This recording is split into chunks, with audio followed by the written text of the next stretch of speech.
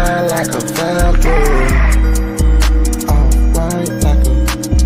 In a minute, I'm back to the door. Girl, Lord, I got shots. In a minute, can't waste no time. In a minute, can't waste no time. In a minute, I'm back to the door. Girl, Lord, I got shots. Give me a minute, I'm time to stop. No Sacramento, but I'm shooting like box. Every day, stuck in the hot box.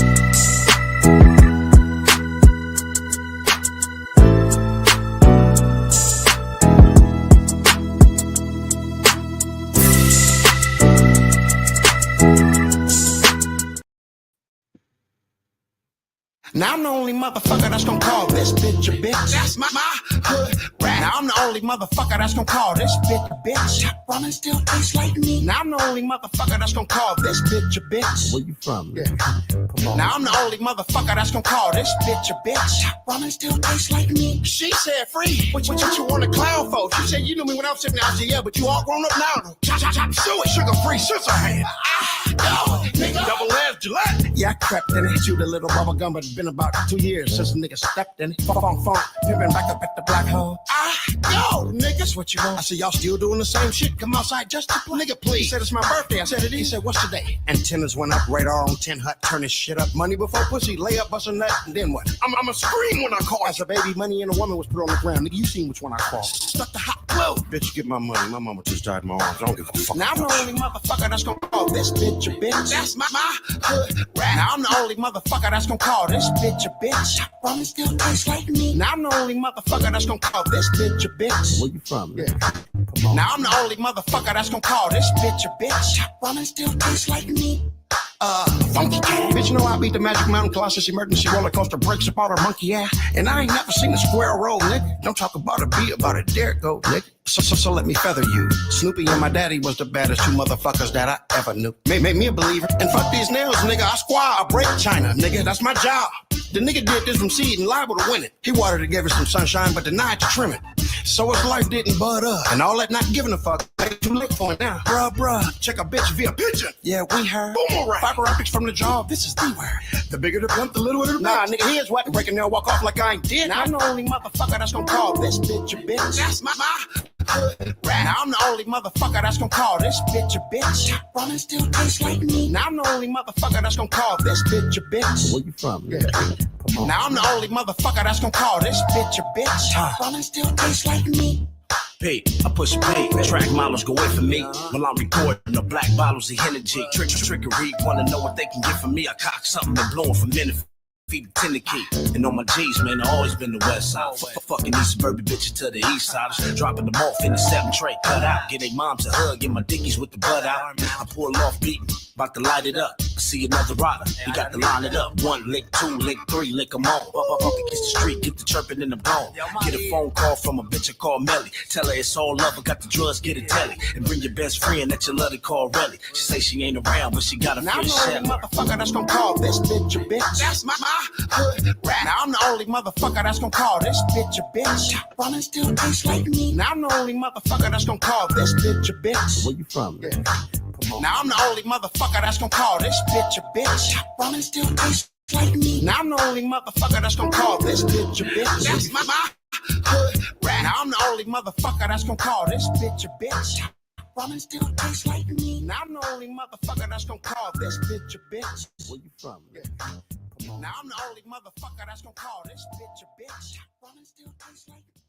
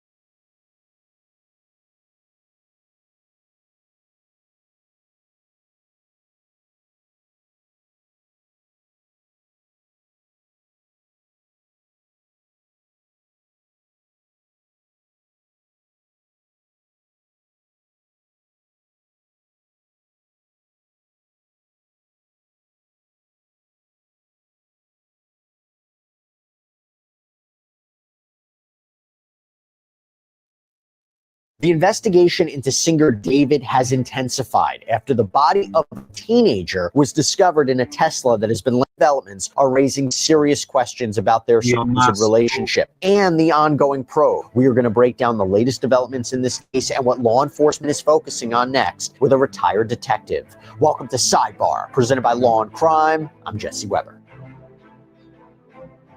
The investigation into Houston-born singer David, D4VD, real name David Anthony Burke, continues to widen after the body of 15-year-old Celeste Rivas Hernandez was found decomposed in a Tesla reportedly registered to him.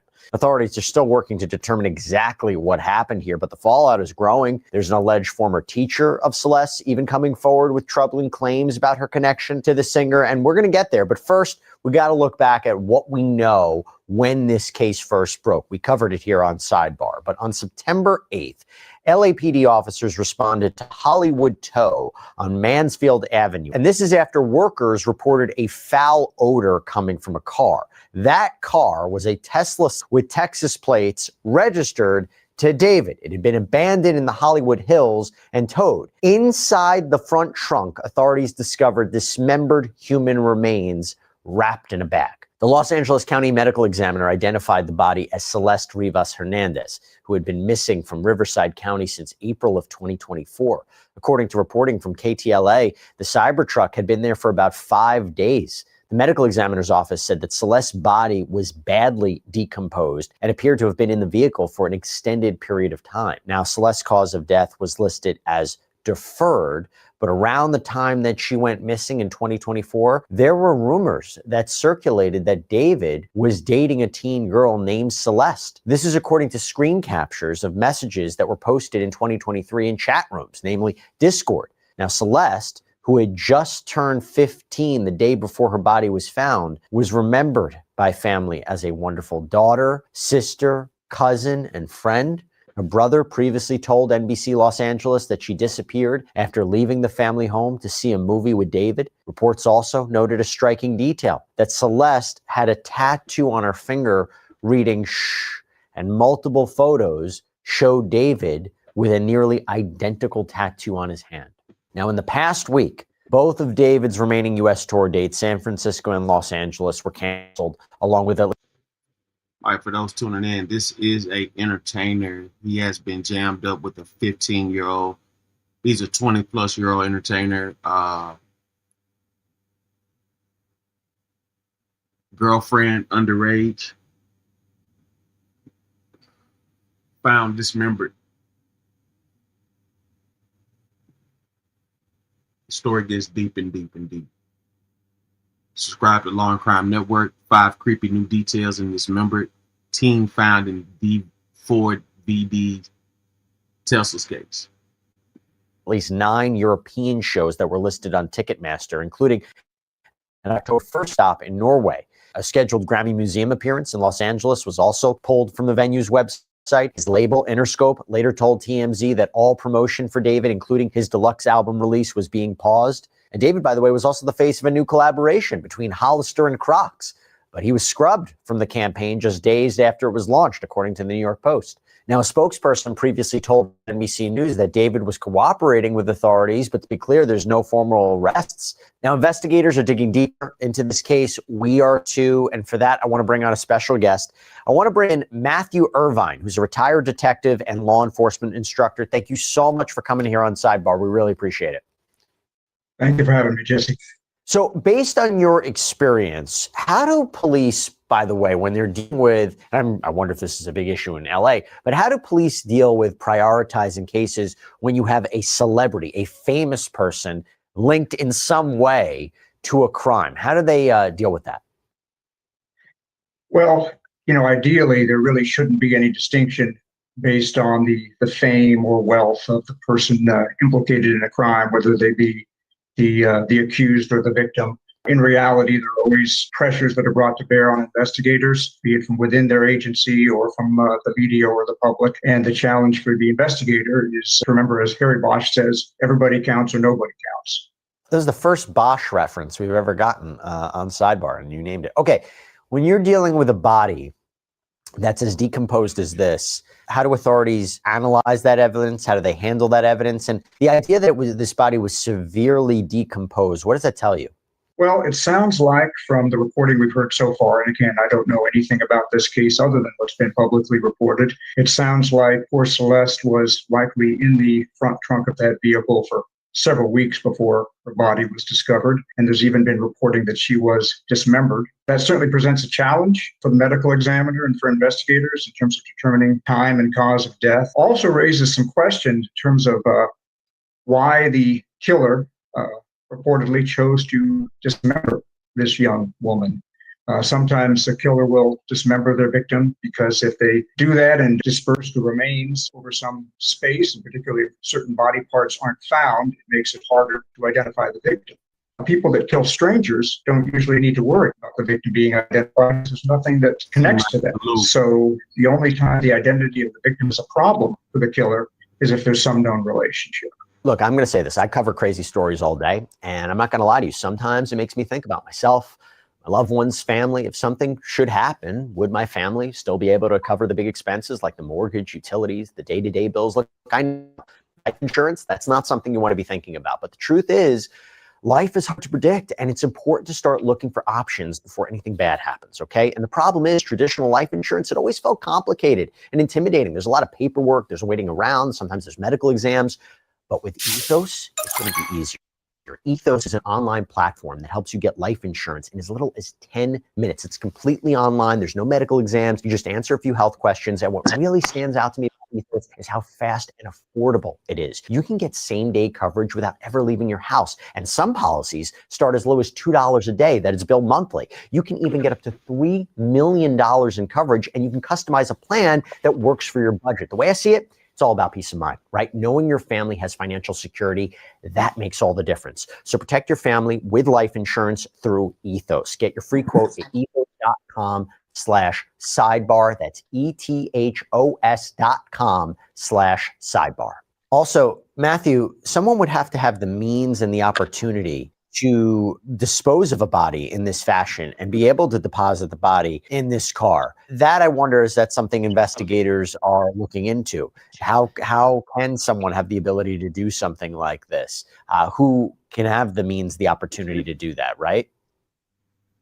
Well, we have to kind of keep the Occam's razor principle in mind. I mean, this vehicle was registered to David Burke. It was apparently towed from across the street from a home that he was renting. So the simplest theory would be that this crime happened in or near the vehicle. Across the street. David or somebody close to him with access to the vehicle. That said, as an investigator. Yeah, I told you that. I told you the vehicle had been sitting in the parking lot. I mean, outside. It had been sitting out there on the street for like 4-5 days. So it got towed. Yeah, so it got towed, and then. Oh, so the body was already in the vehicle. Right. Oh, wow. Send that nigga to jail.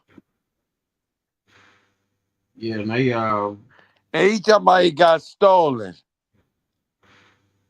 Yeah, I mean, this shit. How the fuck your deep, car man. gonna get stolen and it winds up across the street? That's some bullshit. Yeah, this shit get real deep. It get real deep. You know what I'm saying? The fact that she was found dismembered and all this old weird shit, man. Like, you know. Your car got stolen across the street from the tow yard. Nah, fuck that. Hey, did you send Johnson the link? Yeah, you could send them you can send them one too, but yes, I believe I sent it to him. Mm-hmm. Man, that's some crazy shit, man. Like I say, this is somebody's daughter, man. That's fucked up. Yeah, I don't agree with none of that shit. You know, but from my understanding, he had parental consent. Like, I guess her mom, people knew about it, so they didn't really press no. You know, they didn't take it no further, whatever the case may be. But for him to be this, you know, this callous, man, you know what I'm saying, and allow her to get fucked up like that, you know. But allegedly, she was pregnant. Man, he gotta know what's going on.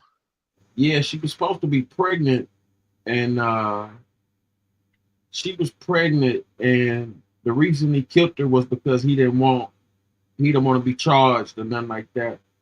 I'm not gonna say he killed her, but he know who killed her. Well, that's what I'm saying. The reason allegedly, allegedly, it's all alleged. You know what I'm saying? We don't really know. But they said she was pregnant. Yeah, they were saying that not on this episode, but I heard on another article or whatever. They were saying that she was pregnant, and that was like the main reason to kill her. I mean, for her to be killed, so he wouldn't have to face any prosecutions for getting her pregnant. Because that when you under like 17, 16, when you under 16, 17 or something like that, you gotta show like who's the father or something like that. Yeah. You know, they gotta be shit like that. So. Wow. And how long she been at the yard? Oh man, I would say maybe weeks. She probably had been dead maybe about 2 weeks before they found her. 2 weeks to a month or so before they found her. Oh, I No, thought they said. no, I take that back. No, she was dead for months. No. Yeah, I thought they said up to a year. Yeah, something like that. She was dead almost a year, something like that. I think. So why in the fuck with the car at the tow yard for a year? Motherfucker gotta claim it. But what was he expecting? The body to just decompose and become a skeleton? Shit. Ask him. So he canceled his tours and all that shit.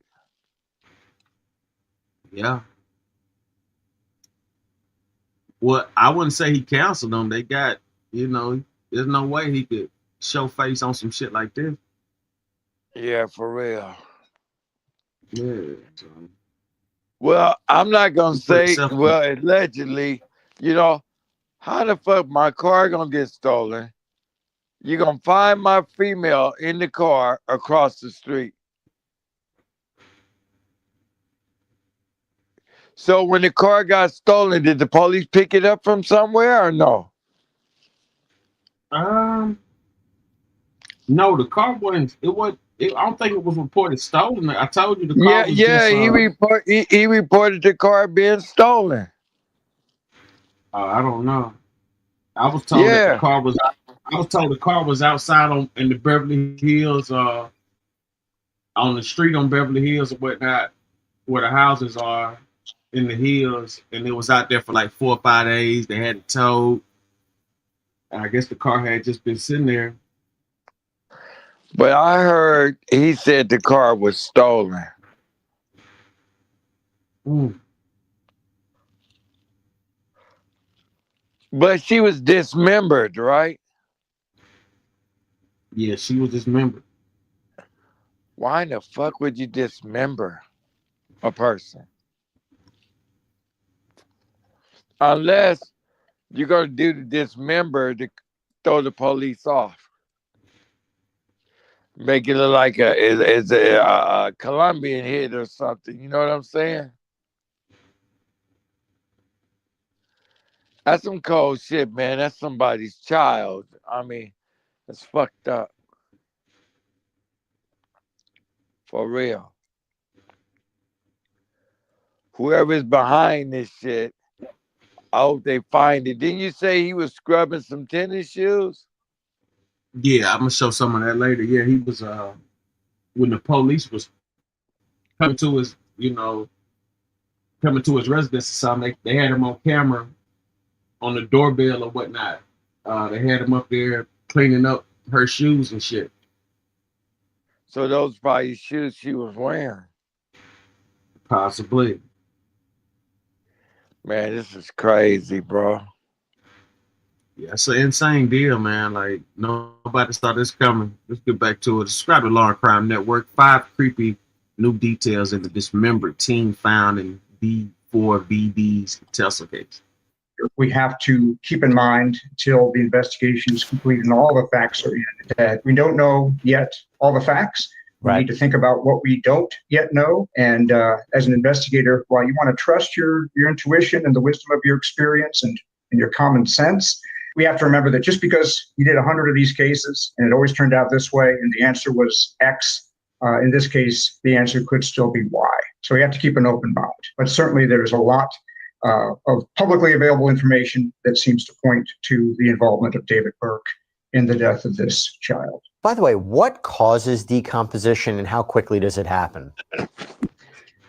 Decomposition is a natural process once the person is no longer alive, and it's affected by a lot of factors, including temperature and whether the body is protected in some way. In this case, in the front trunk of a vehicle in Los Angeles in the late summer, it's likely that decomposition would happen very rapidly. I want to get into some of the key updates in this case from the last time we spoke. So, according to Forbes and ABC News, police executed a search warrant at a Hollywood Hills home on September 18th where David had been staying. They seized a computer, they seized other items of evidence. Sources told the Los Angeles Times that David had been renting the home, which the LAPD confirmed to Forbes was on Doheny Place. That's not far from where the Tesla was reportedly abandoned. And Matthew, actually, let's just start there. What does a search like that tell us about where investigators are focusing? How significant is it that they've removed electronics and other materials from this property? What does this tell you?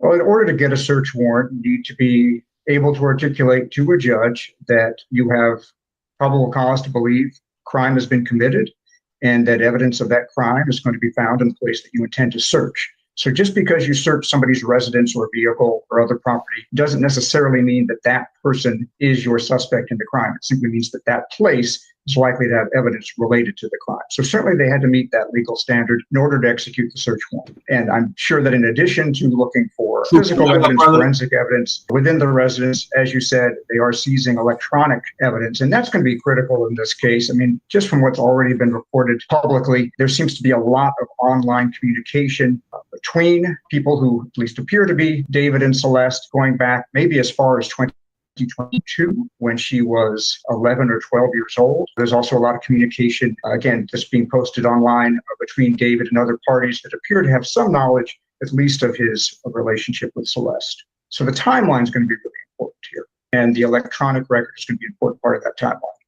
100%. And by the way, we also have to mention that while this was going on, deputies in Houston, they also confirmed to Click 2 Houston that they responded twice last week to David's Cypress, Texas home after security alarms were triggered. Now, the property records tie the house to a trust that resembles the name of his debut album, Petals to Thorns. There's no search warrants that have been executed there, which is interesting because, Matthew, how would law enforcement typically treat these kinds of security alerts in an ongoing investigation when you're talking about a different property? Are you surprised that property hasn't been searched yet? Well, that's the first I'm hearing of this, but it's interesting to think that somebody may have tried to make entry to that property. That could be an effort by somebody to remove evidence that was there. That's the obvious connection to this Los Angeles-based investigation. As to search warrants, again, officer or detective needs to be able to articulate probable cause to a judge that there is evidence of a crime on those premises. And apparently at this point, they don't feel like they've got that. Now, I want your perspective on this too. So TMZ obtained messages from a Discord moderator that was tied to David's online community. And the administrator insisted that they believed Celeste to be 18 or 19 years old and denied knowing that she was a missing, 15-year-old. Part of the message that was obtained by TMZ reads, "We, the Discord and Twitch staff teams, want to clarify what we knew and didn't know regarding Celeste. We were not aware of her true age or that she was a missing person. We also did not have any contact with her outside of what was made public. From what was shared in David's Twitch streams and from her role in the server, we understood her to be around 18 to 19. Now, it's not clear which administrator made this statement, but Matthew, that's interesting, right? It is interesting, but I don't really know how relevant it is in terms of this criminal investigation. What's important is what David knew. And all the publicly available information appears to show that he knew her age, that he first communicated with her when she was a middle schooler, again, possibly 12 or 11 years old, and that when she left home with him in the first part of last year, she was only 13. And as you know, we've been talking about her a lot as 15-year-old Celeste Hernandez. And as you said, it's important to remember she never lived to see her 15th birthday. Right. She was found in the front trunk of that car the day after she should have turned 15. So this really is a child. And throughout her relationship with David, whatever it was, she was unquestionably a child. And that's the point, because TMZ reports that there is this newly surfaced video that apparently shows David and Celeste together on a live stream interacting with fans. And in the clip, Celeste can be heard prompting David to respond to a comment. That video was recorded in January of 2024. You go back to that timeline, Matthew, of when they said she went missing. Is that video going to be key for investigators? Absolutely. And that's just one of many images, moving and still, that have been popping up all over social media in the last couple of weeks. There seems to be a really strong digital footprint showing them in various locations, backstage at his concerts, doing his live stream, and various still images taken in various places going back at least to early 2024. And again, as you said, that was several months before she left home, and while she was still very much a 13-year-old middle school kid. Well, I tell you what, it's not just investigators looking into this. There have been a lot of online sleuths that have been digging into David's posts on social media as well as his songs to see if there's any clue about what might have happened here. There's an unreleased song that was leaked last week. It's reportedly called Celeste_demo unfin, as in, unfinished. This is according to KTLA and TMZ. Wow. And in David's biggest song called Romantic Homicide, David sings, "In the back of my mind, I killed you, and I didn't even regret it. I can't believe I said it, but it's true." We all know whether or not lyrics will play a role in a criminal case is a controversial. So that furthermore adds to a lot of this madness of what's happening. Uh, a lot of people seen the YM Melly situation where two of his associates was killed, and he made a song called "Murder on My Mind," and that song, yeah, that song did numbers, and it's been taking care of his bills and lawyer fees and everything. So it's a lot of power and money in this music business, and everybody knows that this murder and death and propaganda sells. Uh, this this is Well, that's definitely why. a That's huh. why that Chicago boy's in jail. Which one? Lil Durk. He made Somewhat. lyrics about what he did. Yeah and no. He's really more in jail because of he had some bad company. Yeah, but he still made a song. I mean, his music revolves around gang life. You know, Okay. his music revolves around that type of atmosphere. Uh, you got to recognize that a lot of these guys was paying. They was paying people to handle a lot of business, and now it's looking like these people starting to talk. You see what I'm saying? Hmm. Yeah, but back to this girl.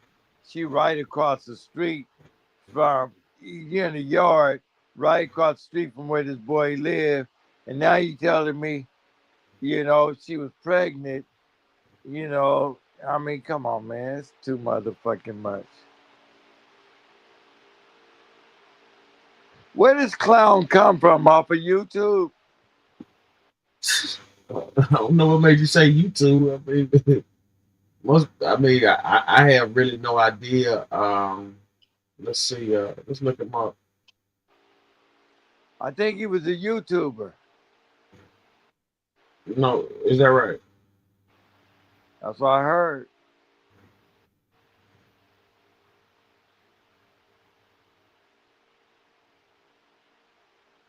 Uh, it says David Anthony Burke, known professionally as D4VD, is an American singer and songwriter. In 2022, he released the single "Here with Me" and "Romantic Homicide," which gained widespread. So these are old songs, compared to this new murder. Yeah, he from Texas. Okay. Yeah, from out there in Houston. He was born in New York, from Houston. He's been doing this since 2021. So he finally blew up. Yeah. It says in late 2025, Burke became subject of a major controversy following the discovery of 14-year-old Celeste Rivas Hernandez decomposed remains in an impound Tesla registered in his name. A property occupied by Burke was searched by Los Angeles Police Department and his world tour well, his future releases were canceled. Man, if he go to jail, them vatos gonna eat his ass up. You think so? Hell yeah. We ain't together with the Browns in jail. You see, Let's they see. try to take R. Kelly out. Was that who the R. Kelly said the guards was trying to take him out? First it was the KKK. No, you're right. It was the KKK. No, it's always been the KKK. You're right. I kind of said it was the guards. Said the Cause guards. first the KKK tried to take him out. No, yeah, let me see the first guy. Fuck. Yeah, first guy was a white guy, face tatted up and shit. He tried. No, the first guy was Mexican. His face was tatted up, and he tried to kill R. Kelly. They sent him out. The last guy was a KKK. What he said was he got cancer, and they told him he'll let him out earlier if he take out R. Kelly. But he told R. Kelly he'll testify in court that the government tried to kill him.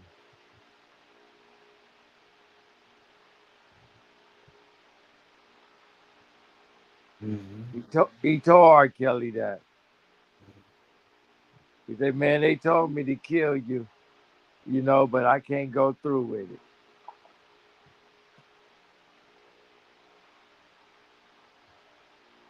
What was it? What was it? Where did you hear this at? Internet. Oh, really? Yeah. My first time hearing that. Yeah, he said he wasn't to go to court and testify that the government tried to kill him. He said the government. He said what he said was he Aryan Nation. He said they said if I kill you, they'll let me go home because I got cancer. That's what.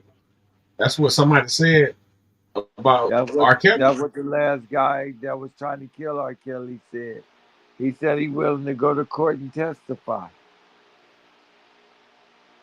He's from Aryan Nation. Really? Yep. The first guy was a Mexican. Just a motherfucker serving life and didn't give a fuck. He the one snuck in R. Kelly's cell while he was asleep.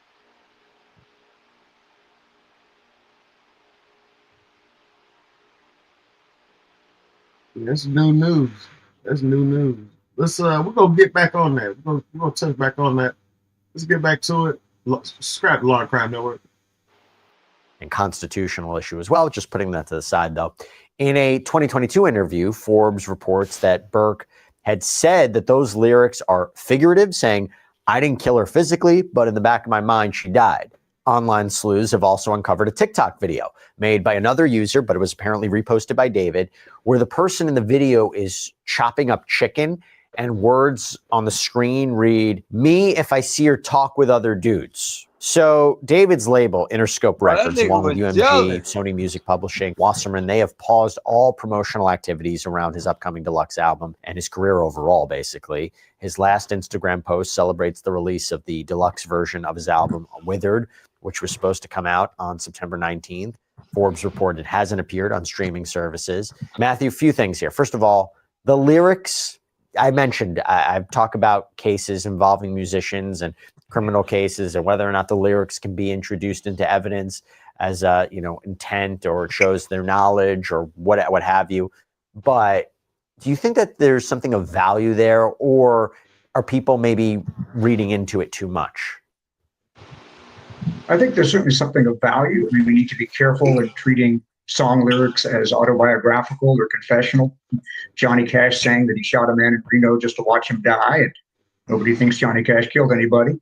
But as you said, it's the totality of what he is putting out there, not just the lyrics to Celeste or Romantic Homicide, but the posts of chopping chicken. There's another post that had to do with jealous rage when he finds out she's had prior relationships. He created a sort of alter ego for his latest album and tour called Itami, who is pictured in a blood-spattered shirt. And David Burke described him in an interview as his sort of evil, homicidal alter ego. Supposedly, there's a video for Romantic Homicide that shows Itami murdering a girl. So, is it proof of anything?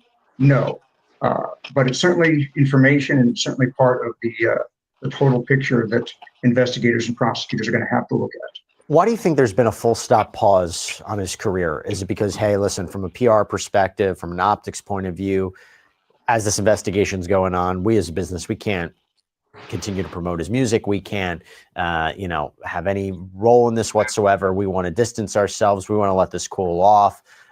Or does it signal to you that there is something going on in the investigation, that there is a development, that something is about to happen? It would help in the sense, now you know where he is, and if you need to further question him, he's not going on tour. Absolutely. Absolutely. He's not leaving the U.S. As to the sort of business decisions, I mean, he right now looks like somebody who's in a lot of trouble. All the available information right now seems to point to him. I can't imagine any publicity conscious business wanting to continue an association with him or wanting to promote him at this time. That, though, is a different calculus than, is he guilty of homicide, and can that be proven beyond a reasonable doubt? So there's the optics right now, which seem to point very strongly to his guilt. That may yet prove to be the case, but we're still a long way off from, even at this point, apparently probable cause to arrest, much less guilt beyond a reasonable doubt. We got to talk about this next development. It's pretty wild, okay? A Southern California teacher, who is, by the way, not yet been named by law enforcement, apparently revealed in a TikTok video that Celeste had once been his student at Lakeland Village Middle School. In that video, which was recorded by a student in his class, he can be heard recounting that Celeste allegedly told other students that she met David online, again, when she was 13 years old, ran away with him, was eventually found by police in Hollywood, and then disappeared again in 2024, May of 2024. And the teacher said that he even spoke with students at the time who told them that she had been in contact with David. TMZ says they spoke with this teacher who told them that he shared this story with his class as a cautionary tale about the dangers of social media. Matthew, given this teacher's account or alleged account of Celeste, running away, her interactions with David, what are the challenges that this type of information may present for investigators? How seriously do law enforcement agencies weigh this kind of statement? So, a video taken by a student of a middle school teacher in his classroom is not in itself proof of anything. It's information. It's not evidence. Question is, can this teacher's account be corroborated in other ways? And again, a lot of what's coming out now is just coming out on social media. And sometimes it's multiple levels of hearsay, somebody posting on TikTok, something that they are screenshotting off of Reddit or Discord. But it seems like the family is also telling authorities that indeed Celeste left home initially in April of 2024. That's when that missing poster was created.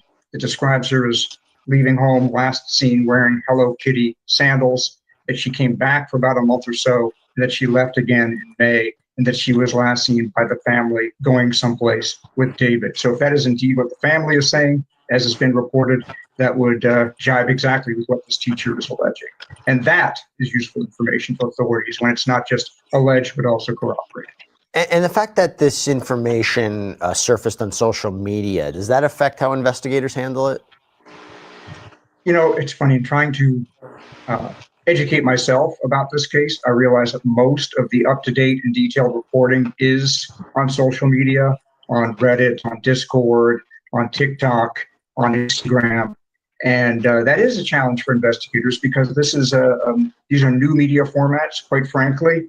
A lot of robbery homicide detectives are middle-aged people like myself who aren't really savvy in these newer forms of media. So I would absolutely hope that there is attached to this investigation somebody who is a lot more social media savvy and probably, frankly, a whole lot younger than me, because that's really what this investigation is going to have to include in order to really stay on top of all the leads. Yeah. And trying to corroborate that story would be interesting too. Could the TikTok post itself be treated as potential evidence? Is it just more of a lead that they then follow? What do you think? It's all potentially evidence. Again, the question is, can it be verified? Can it be corroborated? There's a whole lot of stuff out there. Like I said, some of it is second and even third hand. It's TikTokers reposting things from Discord or things from Reddit. And so all of that is not inherently all that reliable. But if it matches what Celeste's family shares, what Celeste's friends are able to corroborate, what David's digital footprint informs them of, what the forensic evidence shows. Now you're starting to put together a case. Now, here's the point. Through all of this, Celeste's family is left grieving. In a message that was posted alongside a GoFundMe campaign, the Rivas Hernandez family wrote, "As many of you know, Celeste Rivas Hernandez has been identified as the body found last week. She was a beloved daughter, sister, cousin, and friend. Her family is heartbroken and devastated by this tragic loss. They are seeking help to lay her body to rest. Any funds you are able to donate are greatly appreciated." Matthew, do you think an arrest is imminent here? I mean, we started this case off by there was a question of whether or not they were even able to identify the human remains. Came from the tattoo. They were able to ultimately identify this body as belonging to, as that of Celeste. Do you think that there's going to be an arrest soon? I can't speak to the timeline of an arrest. I would say this, that the men and women in LAPD's robbery homicide division are the best at what they do. They're handpicked from an agency of 9,000 or so officers. In terms of the urgency to make an arrest, is there a public safety risk here? There doesn't appear to be. Is there a flight risk here? Apparently not. As you said, they know where he is, and he's not going to be able to go anywhere. So the caution would seem to be the best course of action here. This is a case that you want to put together rock solid, bulletproof before you make an arrest. And I imagine that's what the folks in robbery homicide are doing. I also wanted to thank you for saying what you did about the Rivas Hernandez family, because we are, as a society, fascinated with true crime, and that's understandable. They're often fascinating cases, but we're only able to tell these stories. We only hear these stories because, as you said, somebody has been terribly harmed, and the people that love them are grieving. And so we need to keep that in mind and not aggrandize or mythologize the people that do this harm, but instead keep our focus on the victims and the people that love them. I appreciate that. This is a tragedy. This is a real loss. They are experiencing it each and every day. And let me tell you, as the investigation continues, and if there's an arrest, the legal process begins, that pain only gets worse, because now they have to live through it and they have to learn more details about the crime. And that's really, really tough. But at the same point, we're trying to amplify it. If people have information, know something, that's what investigators need at this point. And even like we talk about something like the teacher, will that play into evidence? Will that be a factor? Will that be part of the investigation? We shall see. Matthew Irvine, thank you so much for taking the time. Really appreciate it. I loved having you on. We'll make sure to have you back. Thank you very much. I appreciate being on. And that's all we have for you right now here on Sidebar. Everybody, thank you so much for joining us. And as always, please subscribe on YouTube, Apple Podcasts, Spotify, wherever you should get your podcasts. You can follow me on Instagram or X. I'm Jesse Weber. New details just released about the identity of the person found wrapped in plastic discovered in the trunk of a singer's car. We're breaking down the latest and where the investigation stands now, as the singer's rep maintains that he's fully cooperating with the investigation. Thanks for joining us on Law and Crime.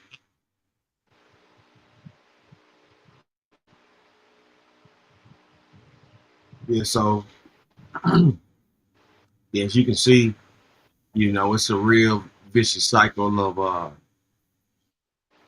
a lot of interference going on with this. I don't know how he's gonna beat this, but I mean, you never know. He could have all kind of alibis and things like that.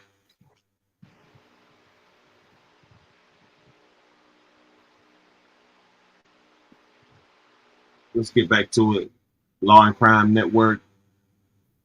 Decomposed body of teen girl found in singer's trunk identified. I'm Elizabeth Milner. Investigators say the remains were of a 15-year-old girl who was reported missing last year. But even with this new lead at this time, police are keeping tight-lipped if they have a suspect or a person of interest.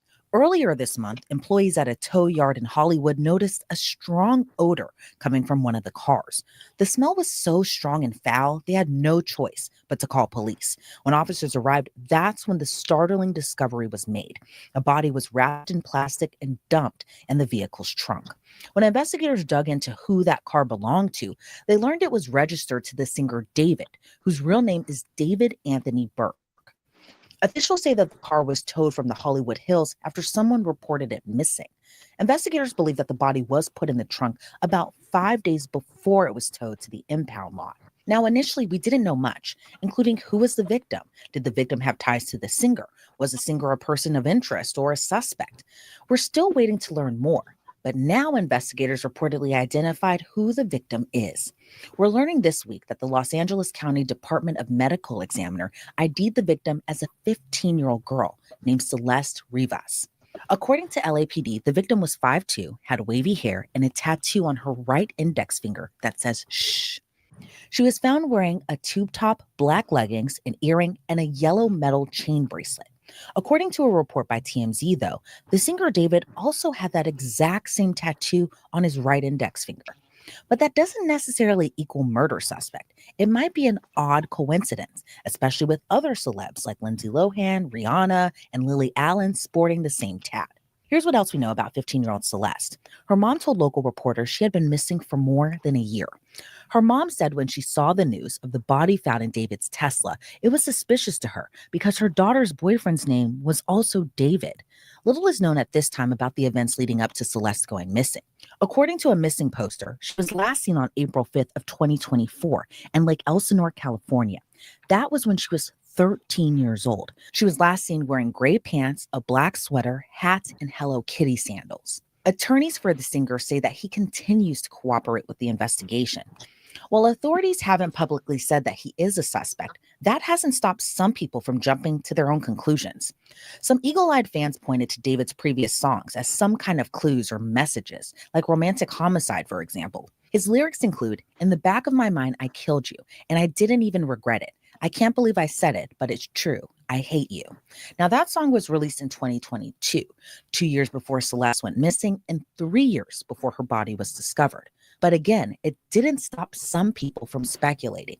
Then, in another report from TMZ released Wednesday, the singer professed his love to someone named Celeste in an unreleased song. According to the report, those unreleased tracks included the lyrics, "Oh Celeste, the girl with my name tattooed on her chest."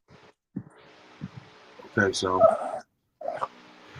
here you have admission of relationship and things of that nature. I mean, clearly it was definitely some type of relationship going on here with these guys. This wasn't some make believe scenario. This was a real live situation. I hate that it had to end like this. Nobody knows the real deal. Like I said, speculations out there. Allegedly, she was pregnant, and he didn't want to have to face any jail time. And you know, yeah. Smell her clothes like cigarettes. I hear her voice each time I take a breath. I'm obsessed. The other verse included the lyrics, "Oh Celeste, afraid you'll only love me when undressed, but you look so damn gorgeous in that dress. Missing you so much makes me depressed, but I digress because." Now, according to the report, that song was leaked in December of 2023, just months before Celeste was officially reported missing.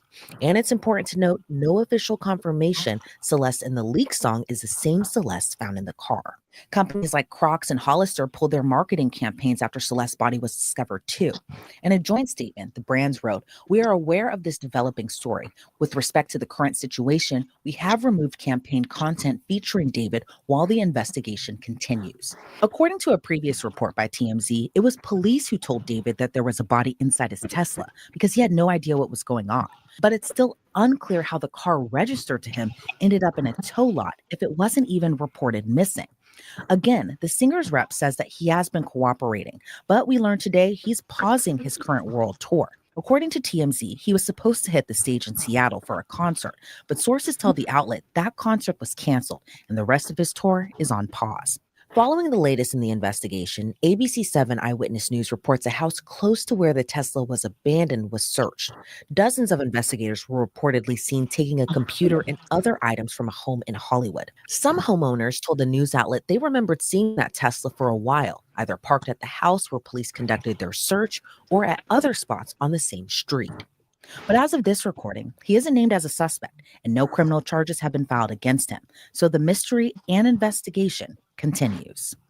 I'm joined now by retired FBI agent Colin Schmidt. Colin, thank you so much for joining me. What's your reaction to this latest development as the medical examiner says that the body found in the trunk was a 15-year-old girl? Well, it looks like it's a terrible, terrible tragedy for that 15-year-old girl's family, obviously the victim, and the fact that she was found in a trunk, it indicates that there's some level of foul play with this, and it's only going to get more interesting and probably more tragic as the story comes out. And I think probably, the biggest part of this story is that the car that the victim was found in was registered to a very popular singer. And we know that the singer is cooperating with the investigation, and officials haven't named him as a suspect or a person of interest. But in your opinion, with the information that we know now, do you think that he has anything to do with it? Well, the problem is for whoever did this, Tesla is nothing more than a rolling supercomputer. So it's going to have all kinds of information in there when they get and when the engineers get in and get all the data. So I'm confident they're going to know exactly what happened in a very short period of time. And then the fact that there's such a close connection between the decedent and this rapper, it's only going to get more interesting, like I said, as far as what really happened. And it's interesting, too, kind of the circumstances as we're learning more, because the victim's mom even told police that she got suspicious it was her daughter because her daughter also had a boyfriend named David. Do you think that that's just a terrible coincidence? And also, we're learning that they both had this tattoo on their index finger with the letter sh written on it, kind of similar to a lot of other celebrities, especially kind of in the millennial era, who also had that same tattoo. But do you think this is all just a terrible coincidence? Well, unfortunately, in violent crime, there's no such thing as a coincidence. It's a coincidence is actual circumstantial evidence. So all these data points are starting to point towards this rapper. We don't know what his role was, and if indeed he did have anything to do with it, but it does appear that there's some sort of culpability that this rapper is going to have with this girl's death. And where does the investigation or investigators really go from here? They know the identity of the victim. The cause of death right now is listed as deferred, but what happens next? Well, the most important piece of evidence is the body. The body tells the entire story. So, as I understand it from social media, that the medical examiner has not finished their investigation, and then the next step of that would be obviously the toxicology reports, which take a couple of days to a couple of weeks to get back, and then that's going to point the investigators in the direction of where to take their next steps, as well as the search of the interior of the compartment that she was found in the passenger compartment, because if there was any blood or any signs of foul play or violence, then that obviously points into a direction that they need to go. And what's going to be more important to the investigation, finding out what happened inside that car, if anything happened inside that car, or the forensic evidence in the car, or is it going to be finding where the scene of the crime actually took place and kind of working backwards really from there? Well, working backwards is from the body, and the body will start. It basically points all the directional arrows, so to speak, on where to go, and then from there, obviously, they go and do a forensic analysis of that car. And then, like I said, the most important piece of that car is that onboard computer, which has so much information that even Tesla owners don't know what the extent of the information that car has on it. And I'm fairly confident that the owner of the car wasn't sophisticated enough to know how to wipe or to get rid of that information that's on that car. Does it change anything? We know the Tesla car is kind of like a smart car. And even though I'm not as technologically savvy as you are, Colin, I'm interested in knowing, does it change anything in terms of the investigation because the car was towed over into that impound lot? Does that change anything in terms of the data that might be on that car or anything like that? No, I mean, when the car is on, it's gathering thousands and thousands of data points. Now it was off, basically. We can presume that it was on up until the time it was towed, so they know where it was when it was towed to that. So the tow part isn't really mean anything other than chain of custody. So from the time that it was sitting there or towed back 24, 48, or even 2 weeks, they're going to be able to know exactly where that car was, whether it was an accident. There's even cameras, interior and exterior, that are taking footage. So they're going to end up likely knowing who was in the car prior to it being disposed of. And say, because we know that this is also, again, a very big story because it kind of surrounds the singer David, because the car was registered to him. But say investigators learned, he has been cooperating with the investigation. Again, he hasn't been named as a suspect or anything like that. But say investigators learned that he was out on tour, or he was at an event or something. He has an alibi for the time frame that they believe the murder took place. What happens next in terms of how they find possibly who might else be involved in this? Well, they're also going to find her phone. Possibly, they didn't say whether the phone was on her or not. And then the phone obviously is, especially for a 15-year-old, her whole life is in that phone.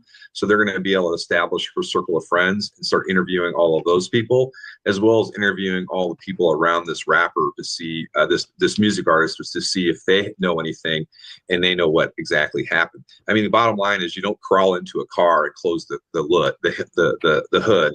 Somebody had to have put her in that car, whether she was alive or dead when it happened. That will be something that the investigators will definitely find out. And I believe it happened in the LAPD territory. Correct. And they're considered the best homicide investigators in the world. So I have absolute certainty that they're going to determine who did this or what happened.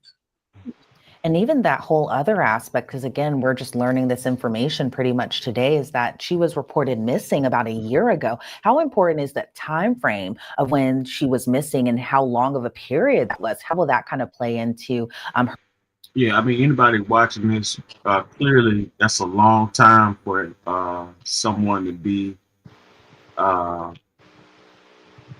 somebody to be out the loop a year. And the parent has no idea of location or where she is.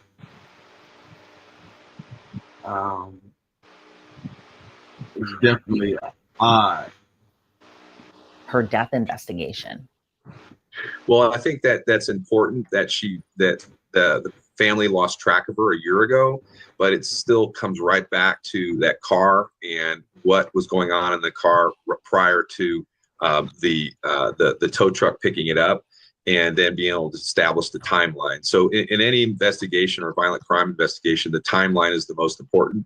So they're going to have a timeline starting from when the car was found or when it was reported, and they'll go back 24, 48, or even 2 weeks, and they'll be able to identify every place that car was and likely where she was. And that'll be, with that, they'll be able to fill in the blanks and then identify who was involved in her death. Now, she may have not been killed. She may have died of a drug overdose and somebody put her in the car. Either way, somebody's responsible for her being in that vehicle. Yeah, and I'm sure investigators and even her family are trying to find out what happened to her, if they can gather any type of details to figure out what all had happened. Colin, I want to thank you so much for your time and your insight into this case. I did have one final question for you. In terms of investigating a case like this, where you have very little to go off of, how different is it to investigate a case like this now in 2025, where you have surveillance cameras, you have smart cars that gather all this technology and information, as opposed to maybe like 20 years ago, where we didn't have all this technology readily available like we do now? Well, I think it kind of on its face, it appears cognitively that it should be easier, but in fact, it's actually harder because the investigators are just overloaded with data and information. And at some point, AI will probably be taking a role in these kind of investigations to sift through the mountains of data that these investigators receive from their court orders to Tesla or to the iPhone or wherever, to kind of be able to filter out all the noise and be able to get to the point. 20 years ago, it was a matter of just going and interviewing people and getting their story. Now it's a whole different story with all these data points that investigators have to sift through. And so with that being said, do you see that there might be a possibly end in sight in terms of the investigation anytime soon, or do you think that this might be a very long investigation? Well, based upon it was in a Tesla, I would speculate that it's not going to be long. If it was in like a Mustang from the 60s that has no onboard computing ability, it would be kind of a different story. But like I said, that Tesla has so much data in it, and there's so many tools out there that will aid the investigators on getting through that data. I expect that they likely will quickly know exactly what happened to that girl. Sure. And I hope that they find out soon what happened to her, because it's just devastating overall, just how horrible this case truly is. Again, Colin Schmidt, thank you so much for your time and insight into this case. I really appreciate it. Thank you. Investigators are still working to find Celeste's cause of death, but LAPD says they are investigating the case as a homicide. Again, David is not being publicly named as a suspect at the time of this recording. Thanks so much for joining us here on Law and Crime. I'm Elizabeth Milner.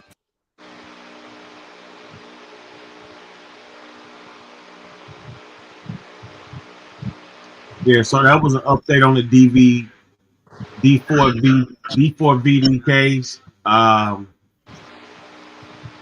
For those just not tuning in, this is the R&B singer whose young girlfriend, alleged girlfriend or whatever, was found dismembered in the vehicle.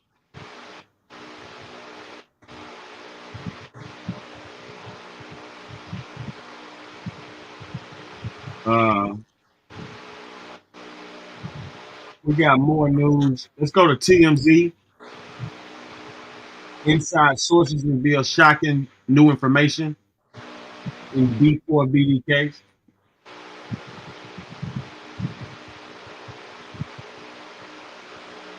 Have some new information connected to this case of the girl who was found dead in the back of singer David's Tesla. Celeste Rivas, the 15-year-old. And Top shots. everything we're seeing, and we know law enforcement is currently working on this, is that her pattern of running away was a real signal to law enforcement that something they're looking at, that she came from what they're calling a troubled home. Right. And we have information about how many times she went missing in early 2024.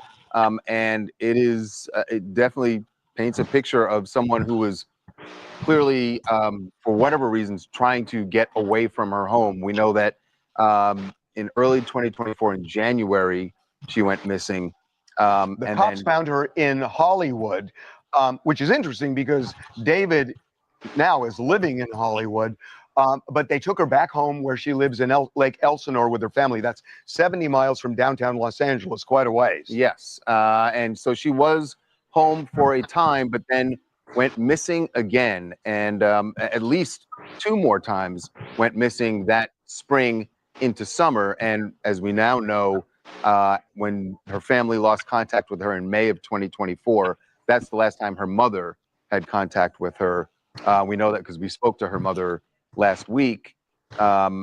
Information we shared with the police, and then before they ultimately led them to identify her, because she had told us that she had a boyfriend named David, and also this tattoo, and it helped, I think, authorities identify Celeste. Now, we are told at least twice law enforcement in Riverside County got involved in trying to track Celeste down. And as a matter of fact, Evan, her sister also actually started canvassing the neighborhood at one point, looking. No, totally. I think there's been a lot of criticism, at least online, at the family of like why they didn't do anything, why they didn't look for her. But in this instance, I spoke to a owner of a liquor store that's down the street from where Celeste was living in Lake Elsinore. He knew a lot of the kids in the neighborhood, including Celeste and her family, because the bus stop for school was right in front of his liquor store. He said last March 19th, Celeste's sister actually came into his liquor store. A year ago, Mark. This is March 2024. Right. So came into his liquor store looking for her because she had gone missing and asked if he could look at his surveillance cameras to see if he saw her leaving. He looked back and saw her at 7 a.m. Walking and then running across the street and getting into a car. It was too far, so he couldn't tell what model of the car it was or who was in the car, but he knew Celeste and he knew that that was her that was leaving. So this was one of the times that she had ran away. And so Okay, so here we have it. She's been a runaway many times, so I guess that's why it was normal for her mother to feel like she was just on her mission in life. But I do feel like a year, like almost missing a whole year without saying that at that young of an age, man. That's a little suspect. Right now we're tuned in to TMZ. This is all educational purposes. Inside sources reveal shocking new information in the D4VD case. One of the things we know, and this we know that law enforcement is looking at, is that how did Celeste kind of traverse Hollywood this way multiple times? And they say she had numerous fake IDs that made her appear older than she actually was. Which would seem to track with the fact that if she's going to events with David and going into nightclubs, things like that, you would have to be at the very least 18. So that would make sense where they're having fake IDs. And she looks, they found her body a day before her 15th birthday. So she was 14. Right. And, but she looks older than 14. So it may be just that the appearance may have allowed her with these fake IDs. Right. By the way, this is in no way any justification for anything. I mean, it is horrific that, what happened to her. And the timeline of this becomes really, really important because she disappeared. And then the question is, when did she die? If she was killed, when was she killed? Right. And, we know the body was badly decomposed. Right. And remember that the body was discovered in the Tesla in that impound yard on September 8th. No, I believe it was the 5th because it was over the weekend. They discovered the body on Monday the 8th in the impound yard, but the car had been towed there on the 5th. It had been abandoned for more than 3 days on a residential street in the Hollywood Hills near where David was staying. So at some point that week before the 5th is when but the question is the body would have been placed in the car. The question is when. Abandoned. Now, there is a video going around, and the video is a concert that David had on August either 23rd or 24th in Silver Springs, Maryland. The video is going around online. People are looking at this because there's a woman in the balcony who David actually acknowledges at one point that some people think is Celeste. And the reason they're zeroing in on that is because it closes that it would, if it were her, close the window of time dramatically for when she was killed. It would be sometime between the 24th and September, 3rd, 4th, or 5th. So when you look at the picture, shout out to Silver Springs. That was the first city I did my stand up in back in the day. That was the first city I that I rocked it out at. Shout out to Silver Springs, Maryland. Ironically, this story never ends with D4VD and Celeste. Hopefully justice served in this situation. We're finding out more and more new details. Hopefully, they were saying she was gone for a year, maybe dead. Now they're saying this might be her at a club scene. So this gives new hope to her actually being alive a lot longer than presumed. This is TMZ. Inside source reveals shocking new information in the D4VD case. There is a similarity, for There's sure. a similarity. And the other thing that is interesting is she's wearing a black tube top. That is what the police the said, police said or the she medical was, examiner actually she said. was wearing when they discovered her body Right. in the Tesla. So, you know, there are similarities in this picture for sure, and there are people who believe Right. that it's Celeste. Now, we have a source connected to the case who is saying that is not Celeste. Right. And so if that is not Celeste, it really doesn't it doesn't add any information as far as when she was killed. And at this point, we're, you know, still waiting for the police to give us some more information. We know that yesterday they did return Celeste's body to her family, which if they're doing that, that certainly means They've that at the very completed their least, investigation. they've done all the tests that they're going to do. And I will say this: a lot of people are wondering how could the body be this badly decomposed, especially if it was a short period of time? Right. Because the thing everybody's wondering is, you know, how does a body end up in his Tesla where it's just parked on a residential street that's fairly busy and trafficked?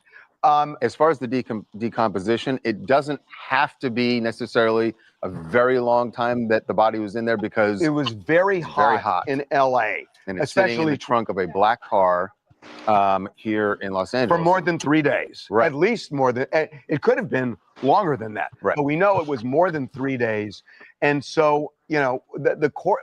Look, real talk here. The medical examiner and the police are unusually quiet in this case. Yeah. And we have covered many, many cases with LAPD over 20 years. And, you know, they do hold their cards close to the vest, but there's wiggle room there. People talk. Nobody is talking this time. Nobody is talking. And it's just really unusual how they're playing this case. Yeah, definitely. They have not said yet if they have a suspect. They certainly haven't announced it publicly. That doesn't mean they don't have one, but they haven't announced. But they're not sharing, and it's almost like they want to make sure they have all the I's dotted and the T's crossed, and they're not sharing any. Or they don't know. Or they don't know anything at all yet. Which, wow, with all the investigation they've done, that would be really shocking. There are some odd things in this case. Yeah. Okay, we are going to move on. Yeah, shifting gears now to radically. yes, big time, to something Cardi B is addressing that conspiracy theorists have been talking about for a long time. That she is a quote industry plant, meaning that someone not like a Diefenbachia. No. What did I tell you about that plant? We've talked about it. Anyway, that there is someone in the showbiz industry who wanted her to become a huge thing strictly to go after Nicki Minaj. Now, I know it may sound ridiculous to some people, but a lot of people believe this, and Cardi finally addressed it. Now, she doesn't say Nicki's name in this interview. But she's referring to fighting with someone. Clearly. This is her on the Call Her Daddy podcast. People have made this whole story that I came in the industry to like take over somebody's career or like make them think, but it's like I never thought that. I just wanted to become famous at what I like to do. That's all things. Sometimes people just don't get along with each other, and if they don't get along with each other, it's no more like, oh, but I think that they don't get along with each other because somebody from the higher ups wanted to make and destroy and this and that. No, that's what I was destined for. It's nothing more than just people didn't get along with each other, and that's just that. But I'm done with that. Honestly, I don't even know why she gave this the time of day. We all know Cardi's not an industry plant. This started with a rumor that Kanye made up a long time ago. A leaked call came out and it said that the Illuminati put Cardi B in the industry. It's definitely true. Well, Kanye said it. Yeah, she shouldn't even be giving this time. I like her jersey though. Yes, that is interesting that she was wearing Stephon Diggs.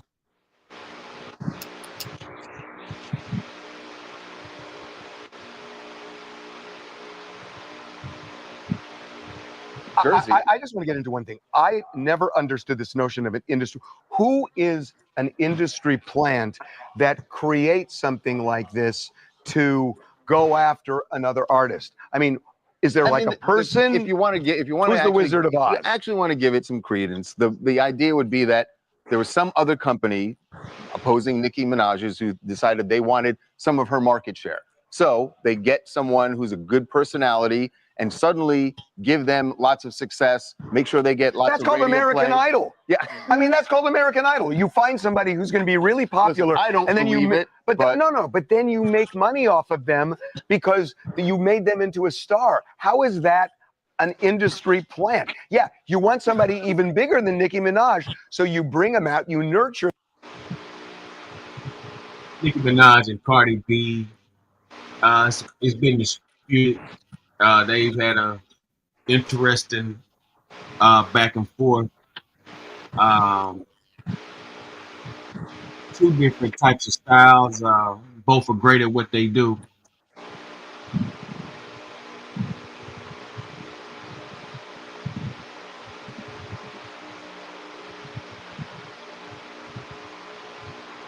Let's get into some more news here.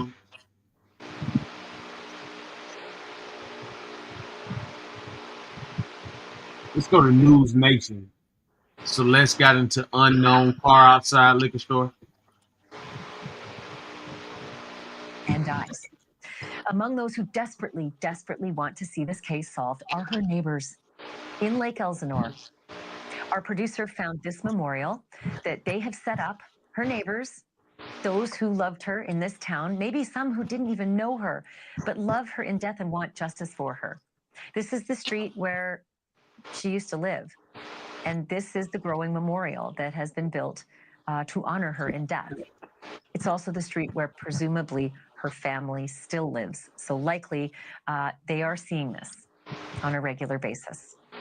We do know tonight that Celeste's remains have now been released to her family and that her family is planning a funeral for her on October 4th, presumably in Lake Elsinore.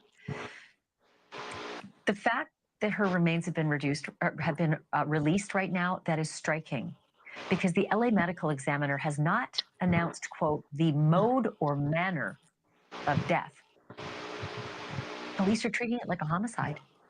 But if there's any evidence that actually proved it's a homicide, they're not saying so.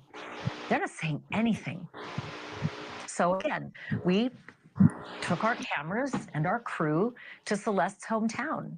And our producer shot this video of the scenic part of where she grew up, so you can see how beautiful this town is. The views are spectacular. I mean, look at this. It's sort of surrounded by mountains, healthy in existence. It's about an hour's drive from Los Angeles. So yeah, I guess you could commute. Lots of people do. Or you could just decide to live in a quieter place like this. But we now know that Celeste didn't want to be here. She went missing from this town at least 3 times, beginning apparently in January of last year. That time, sources say she was discovered by LA police a month later in the Hollywood Hills, where David took up residence in a very expensive rented house beginning in February. Celeste also ran away in March, and then again for a 3rd time, the final time in April. We know from a missing poster that was circulated back then that police were on the case. But you would think after the first incident, when they got her in the Hollywood Hills and brought her home, you'd think they'd know where to look when she took off a 2nd time, and then a 3rd time. When Celeste was in Lake Elsinore, she hung out a lot at this store. It says liquor store, but it's actually a liquor and convenience store, and the school bus actually stops right by it. So our producer decided to pay a visit and stop by to take a look, because this location is key in this case. It is key in Celeste's story, because it's one of the last known locations where Celeste was seen before disappearing the 2nd time in March of 2024. And it is also the place where her family came looking for her. The owner of the store remembers seeing Celeste often and reportedly gave her family video from his security cameras during one of the instances when she ran away and they came to ask him for help. Have you seen her? Can you show us your video?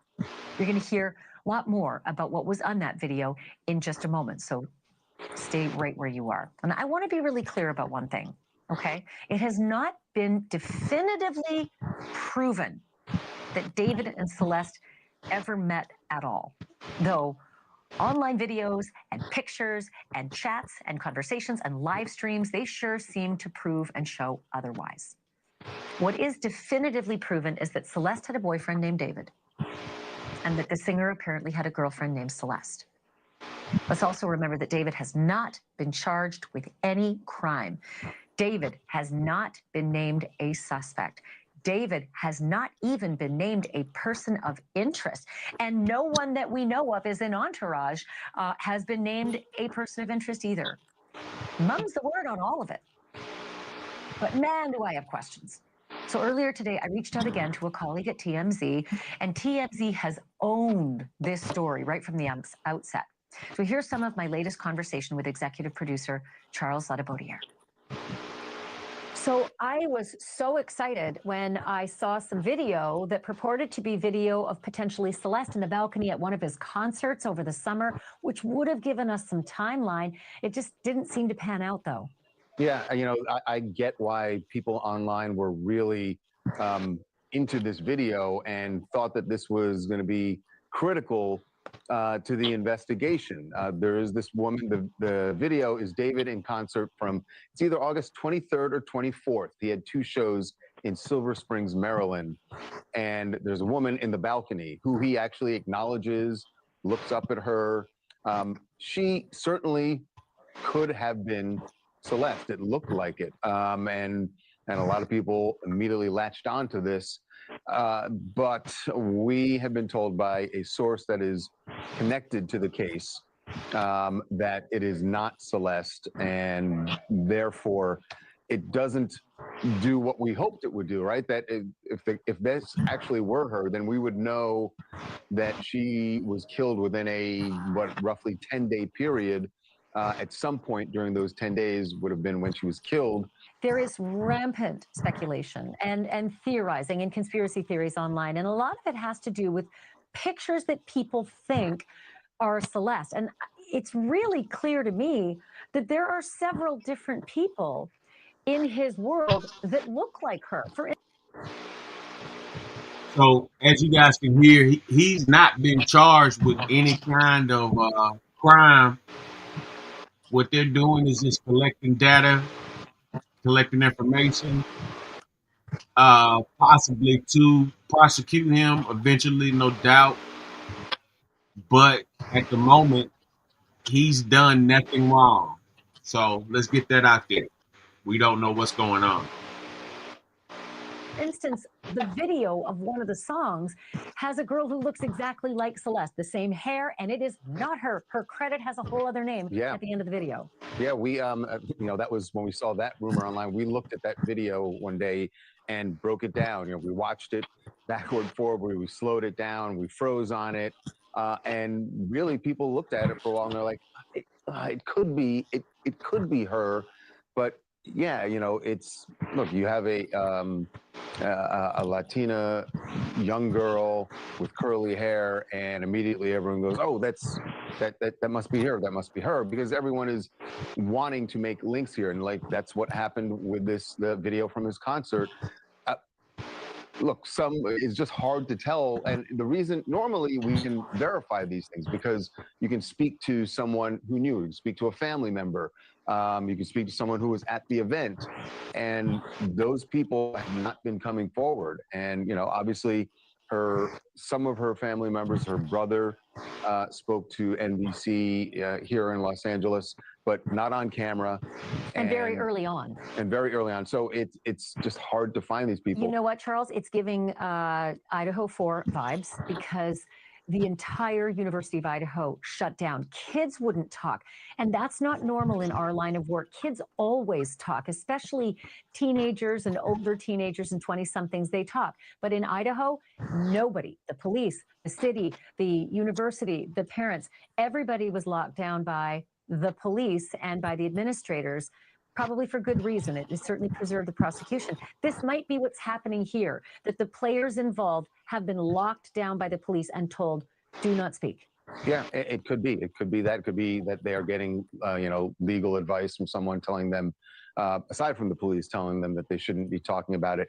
We did get one person to talk, and this is not a family member, but someone who knows the family. We spoke to the owner of a liquor store that is on the block, same block, in Lake Elsinore, where Celeste and her family lived. And he told us he was very familiar with the kids in the neighborhood because the school bus stopped right in front of his liquor store every day. And kids would come in, not for liquor, but come in to buy soda and candy and things like that. And he said that back in March of 2024, at a point when Celeste was missing, her sister came into the store and asked the liquor store owner, hey, have you seen her? Do your security cameras perhaps have any footage of her? He told us that he went back at the sister's request and he did look. And on March 19th, 2024, he did see her in front of the store, go across the street and then down the street a bit and get into someone's car. He said by the time she got in the car, it was out of focus of his security camera, so he couldn't tell what kind of car it was or who else was in the car, but he did see her. What's interesting about that is that it's the first time that we've had a report of a family member actively doing something, searching for her. We know that she went missing several times early in 2024, between January and April. But we were always curious. We talked about it a few days ago. Like, why wasn't the family doing more to try to find her? Let me ask you about the shows in Australia. There's still tickets available. I thought the entire international, this is weird, thought the entire international tour, domestic tour, everything was canceled, but they still have tickets for December. Yeah, it is very puzzling to me, and I don't know if that's just optimistic that David and his management are hoping that by that point, this is all going to be cleared up and he's going to be free to leave the country. They clearly didn't feel like that was going to be the case for his European tour because they canceled those dates in October and November. What can you read into that, right? Can you read into that David has told them, I'm not guilty of anything and this is all going to clear up, so don't cancel those December dates. We just need to let the investigation play out. Perhaps that's what's happened, but it is really puzzling that they have not canceled those dates yet. Thank you for watching. Subscribe below and download our News Nation app right now on your phone, and you will get fact-based, unbiased news for all Americans. All right, that was News Nation. Hit that like button, hit that share button, hit that subscribe button. Right now, let's go to Nancy Grace. See what Nancy Grace talking about. Subscribe to Nancy Grace, missing teen found dismembered in back of Tulsa in Hollywood.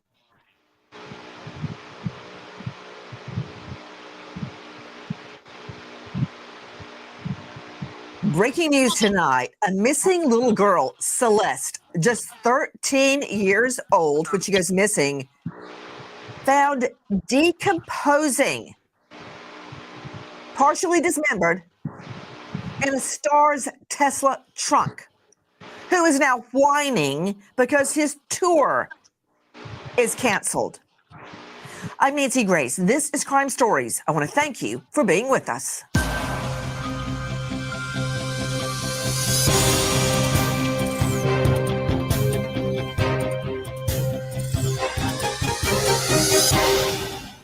Celeste Hernandez, an 11-year-old girl full of life, but also young and naive. When given the chance to chat with an older boy online, she engaged, unknowingly opening the door to a nightmare. The music star I'm talking about has gone multi-platinum. But before I talk about all of his musical success and how much money he's making and how famous he is, can I show you what he just reposted? Okay. Of a guy chopping up luncheon meat. And he says, me, if I see her talk with other dudes. You know, not a good look when your then 13-year-old girlfriend is found dismembered and decomposing in your Tesla. And as I recall, to Israel Salas Rodriguez joining us, senior news reporter, U.S. Sun, not just dismembered and decomposing. I mean, by the way, that video is from @Brian on TikTok. You could smell the trunk as you approached the Tesla. And isn't this true, Israel Salas Rodriguez, that the Tesla was noticed by the neighborhood because it was so dusty and it had been sitting there for so long? My point is, how could somebody put a then 13-year-old little girl in a trunk and leave the car there for weeks on end? How long was that car sitting there, Israel? That's right, Nancy. So the car was reportedly sitting there for weeks in an affluent neighborhood in Los Angeles, the Hollywood Hills. Neighbors complained about a foul odor coming from the Tesla. However, it wasn't until early September when authorities finally impounded that vehicle from the neighborhood. To Moses Castillo joining us out of Orange County, private investigator for the Dordulian Law Group, former supervisor detective from LAPD, and you can find him at MosesCastilloInvestigations.com. Moses, you just heard Israel Salas Rodriguez refer to Hollywood Hills as like, you know, a cushy, posh neighborhood. He's right. It is. Tell me about Hollywood Hills and why anybody would notice a dusty Tesla with dents in it sitting there for a really long time. Not these people. Their cars are all like parked in their 5-car garages. Nobody's leaving a junk car out on the street in Hollywood Hills. Yeah, this is an upscale neighborhood who celebrities are there, you know, all the time, and they care for their cars. And when they see something that's out of whack, especially the odor, I'm just surprised that the initial response didn't cause somebody to open the trunk, because they would have discovered the body right then and there. You know, we're showing you the tow lot where it ended up. That's the last thing you want, is your car ending up in a tow lot. You know, Joe Scott Morgan joining me, professor of forensics, Jacksonville State University, author of Blood Beneath My Feet, and he's a star of a hit podcast series, Body Bags, with Joseph Scott Morgan. Joe Scott, 3 weeks at least, 3 weeks, and the same soccer moms and executive dads, you know, jog by and they're matching outfits and go, wow, that Tesla's been there a long time. What's that smell? Really? 3 weeks? What was going on in that trunk, Joe Scott? Well, what was going on in the truck is advanced decomposition. And let me throw this at you, Nancy. I don't know that the body was always in the trunk. Subscribe to Nancy Gray. This is new details here on the Celeste Rivas Hernandez case with singer D4VD.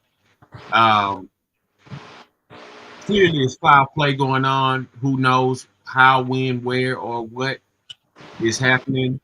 I want you guys to take detail of every show that's being shown, because there are key points and factors here in each one of these. The body may have been decomposing somewhere else, placed in the trunk, which, hey, I've gotten a little education now on these Teslas. They actually refer to them as a frunk, because the trunk is on the front of the car, and the remains may have gotten so foul that they were placed into the car, and then the car removed down the road and left abandoned on the side of the road. So I don't know that we can actually say that her remains had been in there for the entire time. Okay, hold on. I'm going to circle back to you on that, Joe Scott. Israel Salas Rodriguez. Yep. Israel, was the Tesla moved a couple of times when it was sitting out on the street? That's unclear right now, Nancy. However, there was reports from neighbors that the Tesla was parked in a home in that same area in the Hollywood Hills, and then days later it was parked on the sidewalk. You know, some reports are stating the car was moved from one spot to the next. I can't confirm that right now, but Joe Scott, let me ask you a question. You know, yep. Joe Scott, you're the death investigator. I'm just a trial lawyer, but before I let you get up on the stand And blurt that out. Yep. Do you have any reason, any scintilla, speck of evidence to suggest Celeste's body was somewhere else decomposing and then moved to the trunk? Or is this your theory? Well, I do know this, and yeah, it's my theory, and I'll stand by it. I know that if normal people were around decomposing bodies and they're not used to being around them, as the body gets more and more progressively foul, they want to put as much distance between themselves and the remains. So I think that may have been what had happened here. And wouldn't you agree, straight out to a veteran trial lawyer, Joanna Nevis? She is a premier criminal defense attorney and founder of the Nevis law firm.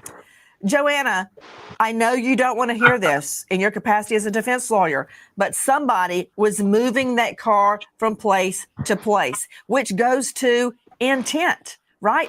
If there's a car, a beat up car sitting right in front of somebody's house and it sits there for 2 weeks, they're going to call about it. But if it moves around, it's less likely to get called in. I'm talking about intent to hide the little girl's dead body, Joanna. Yeah, Nancy, I don't disagree with you from the perspective of whoever was driving that vehicle and moving it around may have had an intent, but was my client the person that was moving it around, or does my client have an alibi for where they may have been each time that car was moving with that foul-smelling body in it? So just because it was moving does not put it with the person that I may be defending at the time. Okay, that's a good point. I'm glad you told me that. Now I'm going to try to find a way to shoot down that theory. Guys, let's start at the beginning. We've gotten ahead of ourselves. Listen. Residents in Hollywood Hills grow tired of a dusty 2023 Tesla Model Y with a Texas plate parked on the street for a month and report the vehicle. Days later, employees at Hollywood Tow notice a foul odor coming from the car and call police. Officers discover a decomposing body found in a bag in the frunk of the Tesla. The Tesla is registered in Hempstead, Texas. Okay, that's another red flag. Here we are in Hollywood Hills with all the rich people, and they notice a dusty, dirty Tesla with a frunk, as Joe Scott Morgan pointed out. The trunk is in the front, a little bit dinged up, and it goes from place to place to place within the Hollywood Hills area. Then it gets towed. Nobody comes to claim it. Gee, I wonder why. I think I know why. Listen. Human remains wrapped in plastic, placed in a bag, and hidden in the front trunk of the Tesla are severely decomposed and partially dismembered. Police say the person was a female, 5'2", weighing 71 pounds, with wavy black hair, and was wearing a tube top and black leggings. The person appears deceased inside the vehicle for an extended period of time before being found. Straight out to renowned psychoanalyst Dr. Bethany Marshall joining us from this jurisdiction. She is the author of Deal Breakers. You can see her now on Peacock, and you can find her at drbethanymarshall.com. Dr. Bethany, can I talk to you about this little girl? Okay. Yes. She first goes missing from her home when she has just turned 13. She comes back. She's reported missing. She's found. She's brought back. Everything's fine. Then she disappears again, and she's not reported missing. Let that just sink in. I want you to marinate in that just a moment, Dr. Bethany Marshall. What I want to talk to you about. Shout out to everybody tuning in. Hit that like button, hit that share button, hit that subscribe button. Clearly, she's been a runaway more than one time. She's showed signs of not wanting to return home. So that's what led the delay in search. As you can see, though, there has been sightings of her, or alleged to be her, in concerts and things of that nature. The way for her to get done and treated like this is unbelievable. We're going to get to the bottom of it.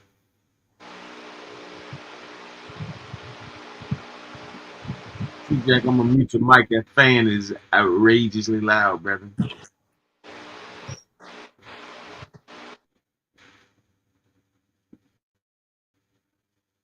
is the mind of a killer that would take a 71-pound little teen girl and dismember her, put her in a plastic bag like she's trash, and put her in the hot trunk of a car. You know how hot it gets in California at this time of year? Now, back time it, she's been in that trunk for weeks.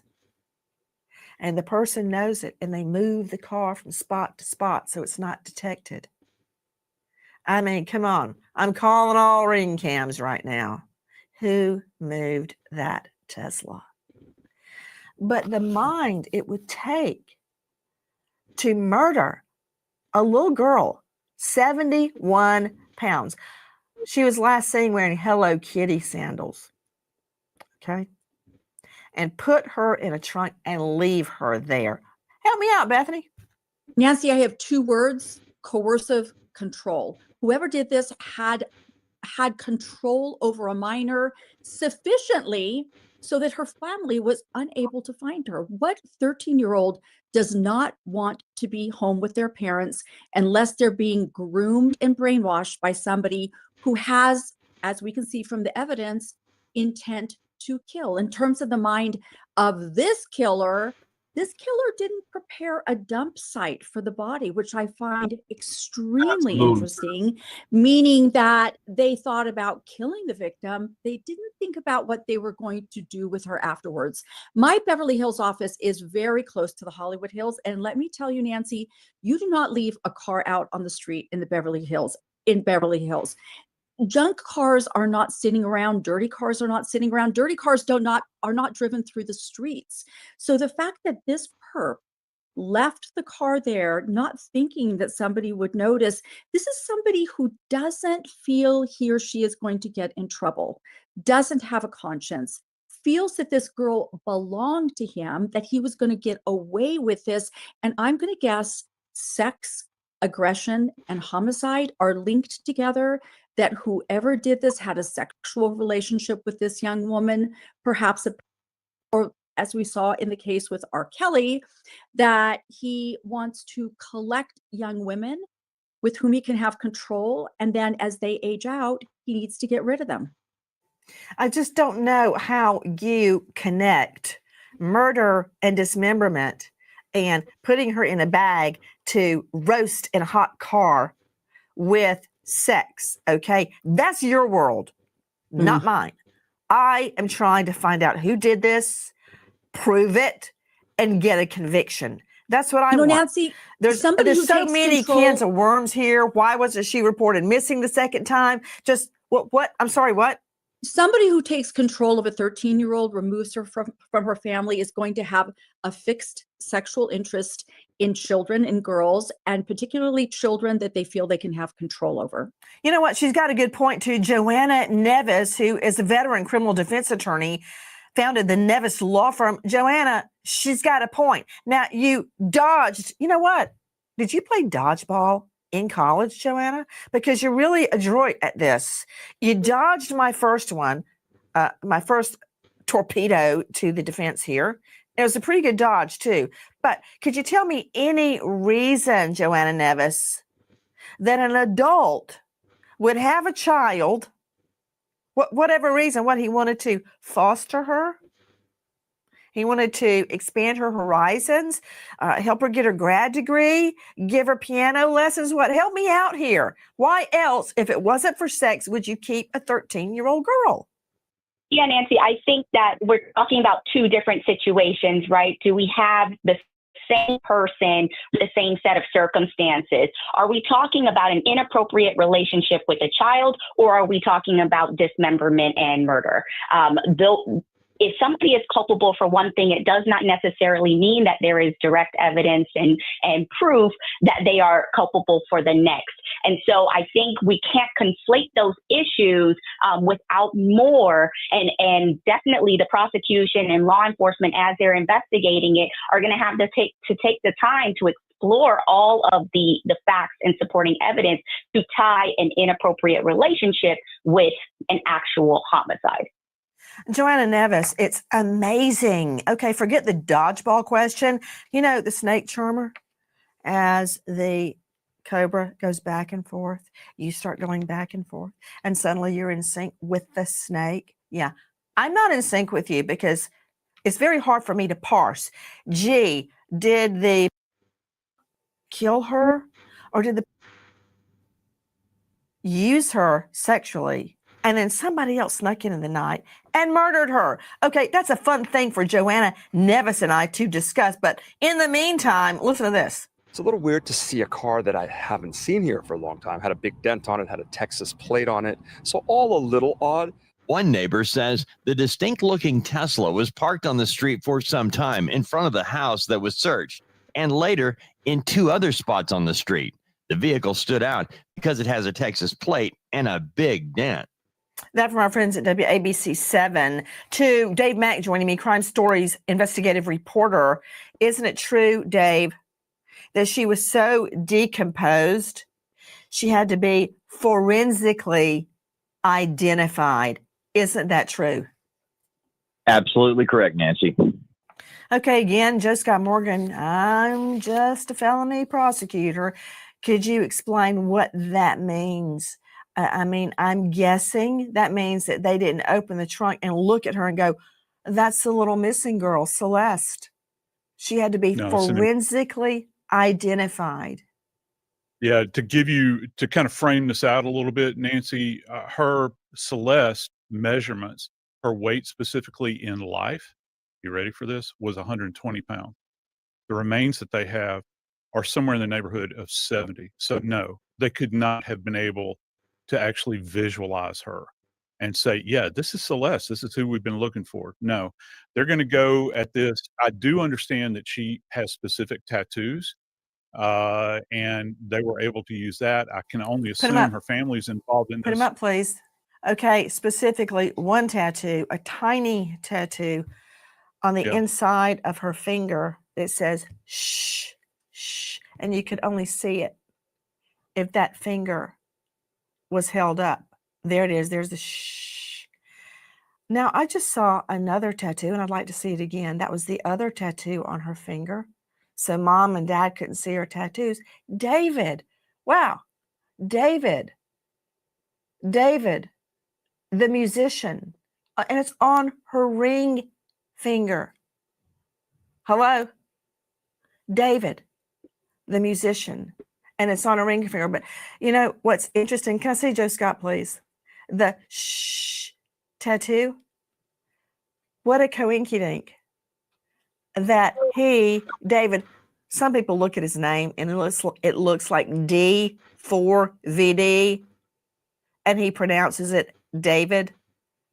He has the same tattoo on his index finger. What a coincidence. Isn't that odd, Joe Scott Morgan? Yeah, what else is odd is that a child this age has tattoos. All right. So just let that sink in just for a second. The fact that she does have this tattoo, though, was certainly beneficial as far as getting her remains identified. And listen, you can't just go based upon the tattoo. There are other elements here. We have Look some at that, clothing. Joe Scott. We were just showing her with the ring on her ring finger. That's on her left hand. When she goes missing, she's 13 years old. Listen to this. The 13-year-old became friends with singer David on social media and ran away to Hollywood to see the rising star. Celeste was returned home to Lake Elsinore by police. Celeste remained in school for a month. Then in May, David picked Celeste up in a Tesla to go to the movies, and she has been gone ever since. How long ago? We all just found out yesterday who it was, but she's been missing since I taught her. So when I taught her, she met this dude on social media. He was a rapper in LA. He came and got her. She ran away from home. She was gone for like a month. The cops found her in Hollywood, brought her back to our school. She came back to our school, kind of told people this story. She disappeared again in May of that year, May of 2024. That is from @user.lol951. Prices are out of control.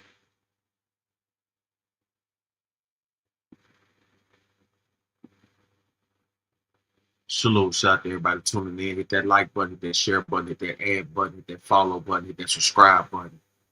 Right now, we're tuned into the update news on Celeste Rivas Hernandez. She was the alleged girlfriend of the singer D4VD. She was found dismembered in his Tesla. In a Tesla. She was found dismembered in a Tesla.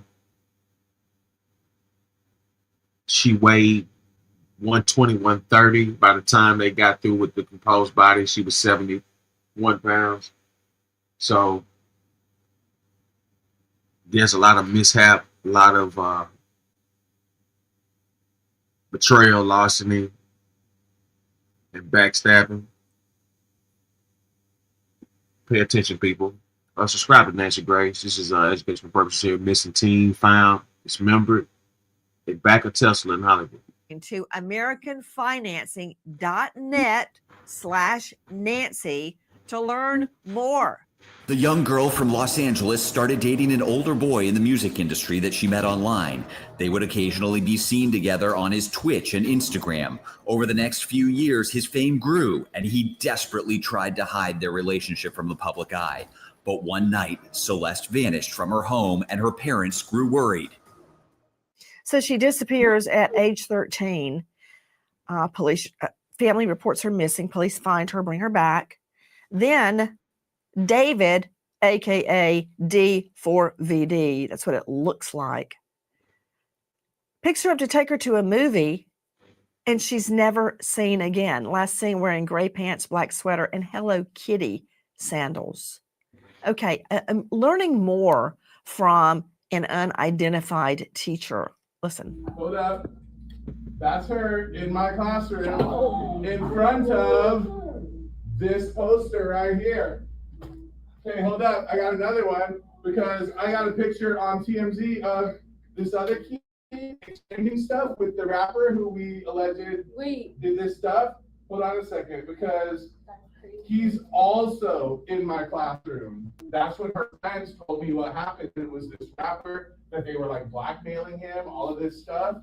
And then I found out yesterday that she's now dead in that rapper's car, cut into pieces. You want to know how they met? I feel like I just said it. Social media. This is from @user.lol951 on TikTok. The point I believe that teacher was making was a good point. He was telling the class that these two met on social media. Israel Salas Rodriguez joining us, senior news reporter, U.S. Sun. I don't know that I would call it dating, because when a girl is 13, she's underage. So I don't know that I would call it dating. That's right, Nancy. Celeste Rivas was 13 years old when she reportedly met this singer named David. It's unclear how they met.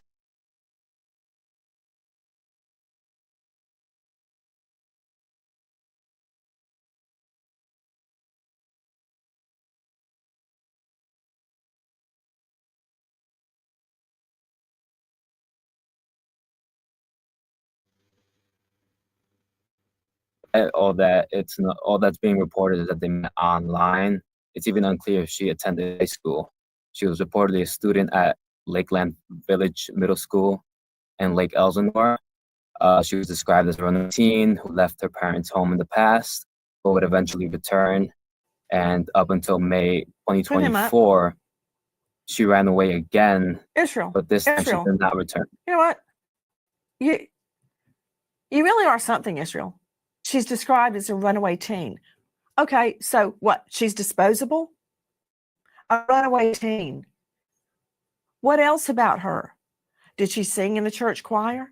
Did she crochet? Was she in 4-H? Was she a homebody? Did she love music?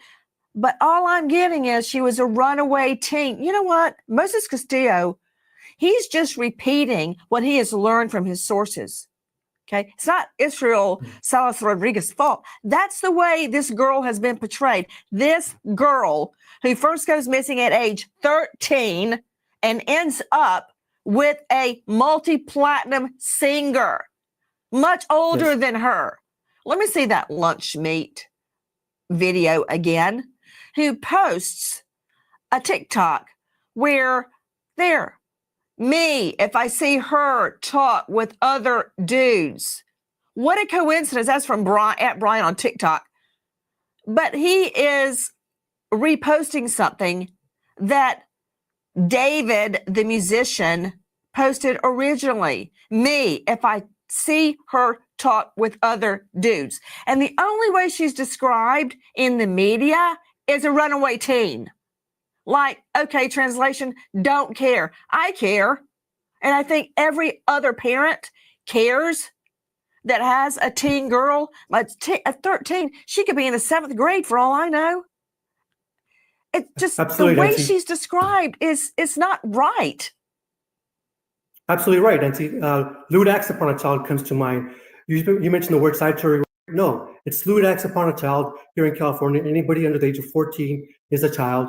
And this is horrible, horrible. And that's the attitude that law enforcement has nowadays. Oh, they're just incorrigible, runaway teens. And so that's why they just don't even pay attention to them until now they find them dead. You know, I'm sick about it. The way that she is described as expendable. My little girl, Lucy, weighs about 90 pounds. She's 17. There would be hell to pay if she went missing, God forbid, because I would die. And people just describe her as a runaway teen. Like, yeah, no problem. She's in a car trunk, dead, dismembered, in a plastic bag, decomposing, but she was just a runaway. Okay, we know a lot about her, but what do we know about this guy who is not charged with anything at this juncture? And I guess you put it together that this car, this Tesla from Texas, is registered to him, the music star, the millionaire. There it is in the impound lot. Our friends at ABC7 got this for us. Who is he?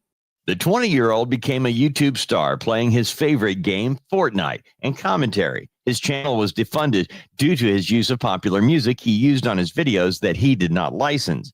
He says his mother told him to make his own music for his videos. He downloaded a free music app for his phone, and his music career was born. Using his own music in his gaming montages, Burke begins uploading his tracks to SoundCloud. His music gains more attention than his gaming montages. Self-produced song Romantic Homicide goes viral, leading to a record deal. Romantic Homicide is certified multi-platinum. Has anybody actually looked at the lyrics of Romantic Homicide? Let's put it up on the screen so we can all take a look. Okay, we definitely need to shrink on this. In the back of my mind, I killed you, and I didn't even regret it. I can't believe I said it, but it's true. Do I love you? No, I hate you. In the back of my mind, you died, and I didn't even cry. No, not a single tear. And I'm sick of waiting patiently for someone that won't even arrive. Okay, Dr. Bethany, what does the term Freudian slip mean? This was not a crime of passion, but the idea that he says in the lyrics, you didn't arrive. There is an implied accusation that she hasn't shown up for him. The 13-year-old little girl who ran away from home, was lost for a year, shows up in all these social media posts. Her whole appearance changes. She's wearing kind of a scarf on her head that mimics his. She's starting to get the Cassie Ventura look. One of the images you showed, she has, yes, that one, beautiful long lashes, a diamond ring. The fact that she has the SHHH tattooed. No adult should tell a 13-year-old to keep a secret. That's just inappropriate. So these lyrics, it tells me that I'm going to put this along the side, the fact that she disappeared for a year from her family, which tells me that he had increasing control over her. This little girl disappears for the first time when she is just 13 years old, after she goes to meet a musician who has gone multi-platinum. Mm-hmm. And they start talking online. She goes to a concert, somehow hooks up with him, and they start talking online. That's the working theory. He's not charged with anything, and I'm very curious about that decision. Let's hear it all from the horse's mouth. Hello, my name is David.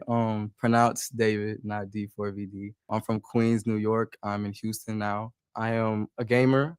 I love video games. I want to be a professional gamer before music. That's actually what pushed me into music, was getting copyright strikes on YouTube. And I kind of just used my own music in my montages after my mom told me to. I was crying to her about it.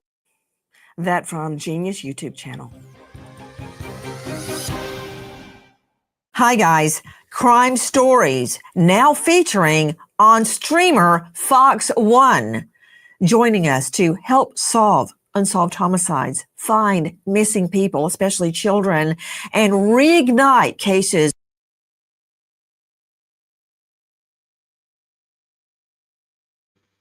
Slow those tuning in, hit that like button, hit share button, hit that subscribe button. Right now, we're tuning in to the Celeste Reeves Hernandez homicide. She was found dismembered in a black Tesla owned by her alleged boyfriend, a famous singer, new age upcoming superstar, whose career has been halted and stopped during the midst of this crime or investigation. D4VD. Here's Nancy Grace with furthermore news. This is all educational purposes. Subscribe to SendaRoni Television. Subscribe to Nancy Grace. Here's my review on missing teen found dismembered in the back of Tesla in Hollywood. Is long cold. It's a lifetime mission for me, and I'm very proud. We have a partner who furthers that mission to always, always seek justice. Watch the episodes first with Fox One 24 hours before seeing anywhere else.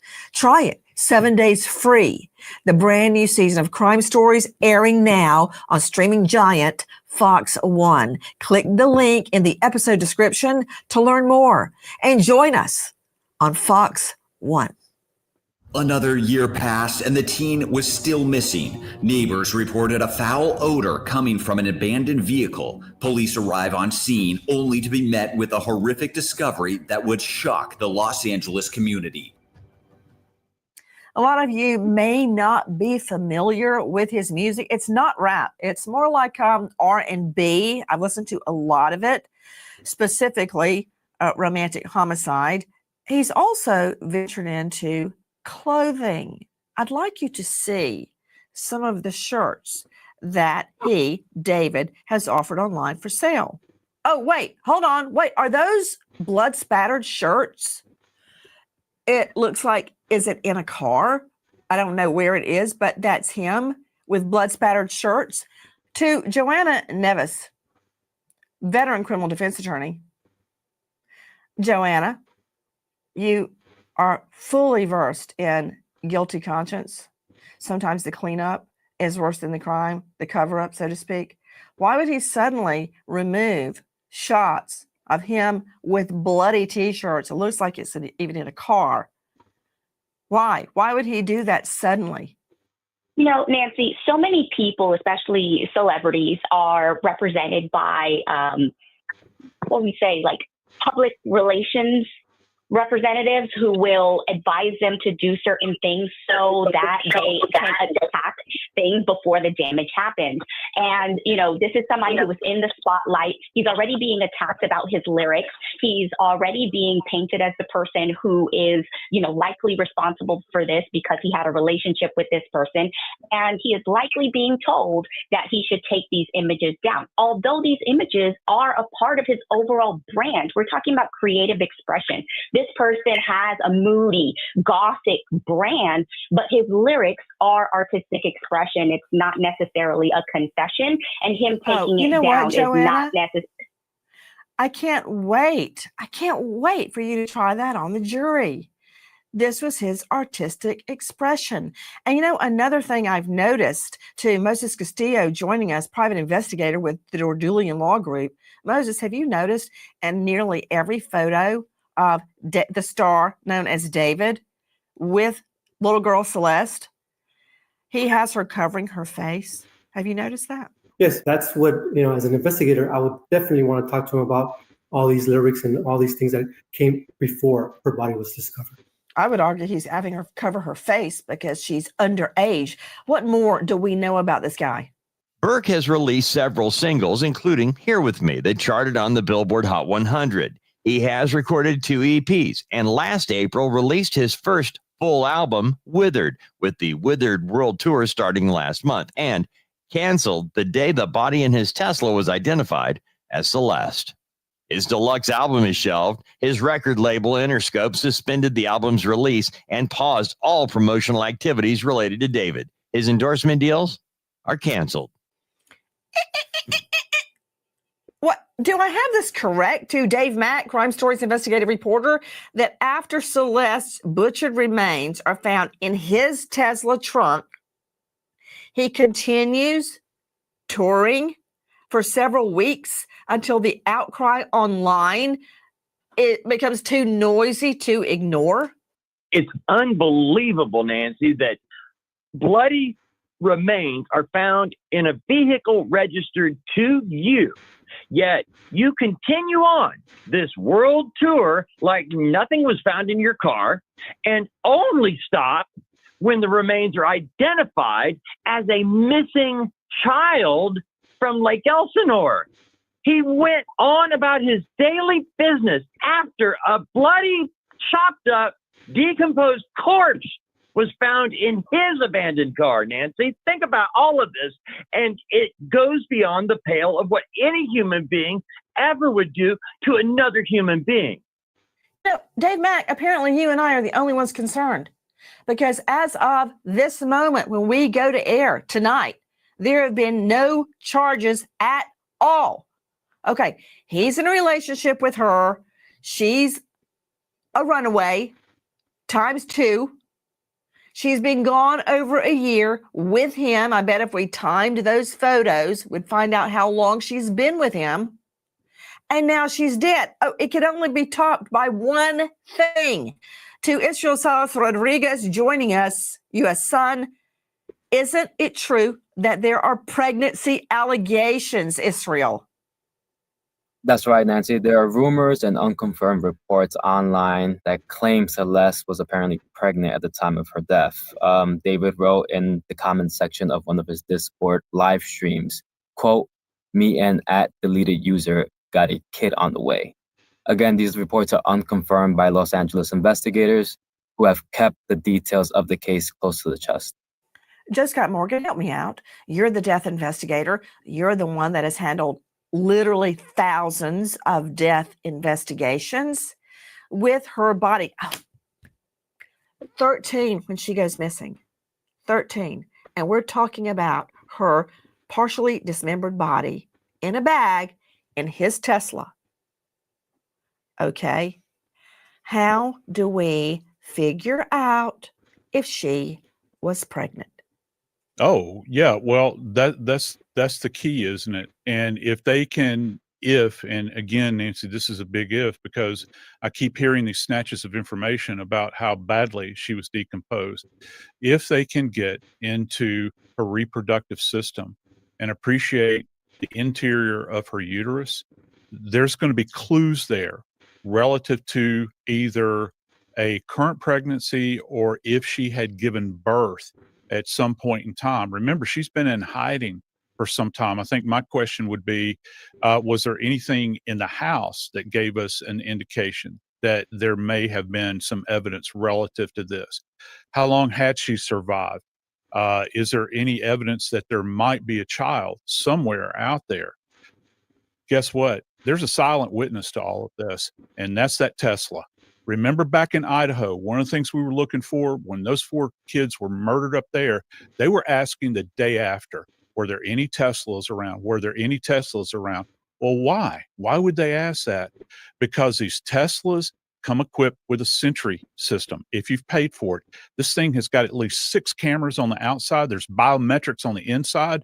Nancy, we're going to get timestamps with this. We might even get a visual ID of who was opening that trunk and putting this poor girl's remains in it. An unreleased demo song titled Celeste Demo Unfin leaked online, resurfaced after Celeste Rivas was found dead in a Tesla registered to the singer. The Celeste demo? Some details have led to public speculation. Matching tattoos. Both David and Celeste Rivas had a shh tattoo on their right index fingers. In hindsight, the title Romantic Homicide may not have been a good choice for the artist known as David. It looks like D4VD. It's David. I've listened to a lot of his work. It's pretty impressive. But when I know a little girl is found butchered in his Tesla trunk. All right. Like we stated earlier, there is nothing tying him to this murder. Everything is alleged. He has not been charged with any crime as of yet. So everything you're hearing, speculations are all speculations. None of it's been proven. He hasn't went to trial. He hasn't been arrested. He's not being charged. Maybe he is a suspect, but that's a toss-up. Let's get back to Nancy Griffin. Not so much. Take a listen to David promoting his song Romantic Homicide. So what inspired the hook, In the Back of My Mind You Died, is kind of like the storytelling aspect of the lyrics that came before it, in a way that it builds up to the big moment where she died in the back of my mind. Like, I didn't kill her physically, but in the back of my mind, she died. And I didn't even cry, not a single tear. That is from the Genius YouTube channel. Interesting that he continued to perform many, many appearances after Celeste is found in his trunk, much less from the time that she was murdered. Now, okay, look at this live stream video of David and Celeste. Oh, yo, wait. Oh, look at answer that one. That's so mean if you don't answer. Which one? What's good, David? Big fan. Oh, thank you, Mitochondria. I gotta stop with him if you even. We need to delete this. Maz, can we delete all VODs? And then as soon as the stream ends, delete the stream too? That's from our friends at the Daily Mail. Isn't it true, straight out to Israel Salas Rodriguez, that when all of this was unfolding, the star known as David asked for certain videos to be deleted? That's right, Nancy. There's one that clip you just showed from it appears to be a Discord live stream where he's pictured alongside this young girl wearing a hoodie and thick glasses, and he appears to tell the live stream, "Can this video be deleted?" Guys, I want to look at these Celeste lyrics that have just, it's never been released, but it has leaked. Okay, take a look at this. Oh, Celeste, the girl with my name tattooed on her chest, smelling on my clothes like cigarettes. I hear her voice each time I take a breath. I'm obsessed. Oh, Celeste, afraid you'll only love me when undressed, but you look so damn gorgeous in that dress. Missing you so much makes me depressed, but I digress. Baby, baby, I love you. So this is what it's like to not need weed to get me high. I love it when you hold me, when you cry. Just because, be my Valentine. I want to make Cupid suicidal. These are the kind of thoughts that cross my mind just because I love you so much.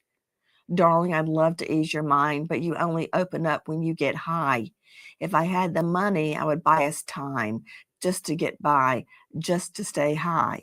Okay, I don't have to be a renowned psychoanalyst to figure this out. Dr. Bethany Marshall, I think I know why he didn't release it, because she's underage.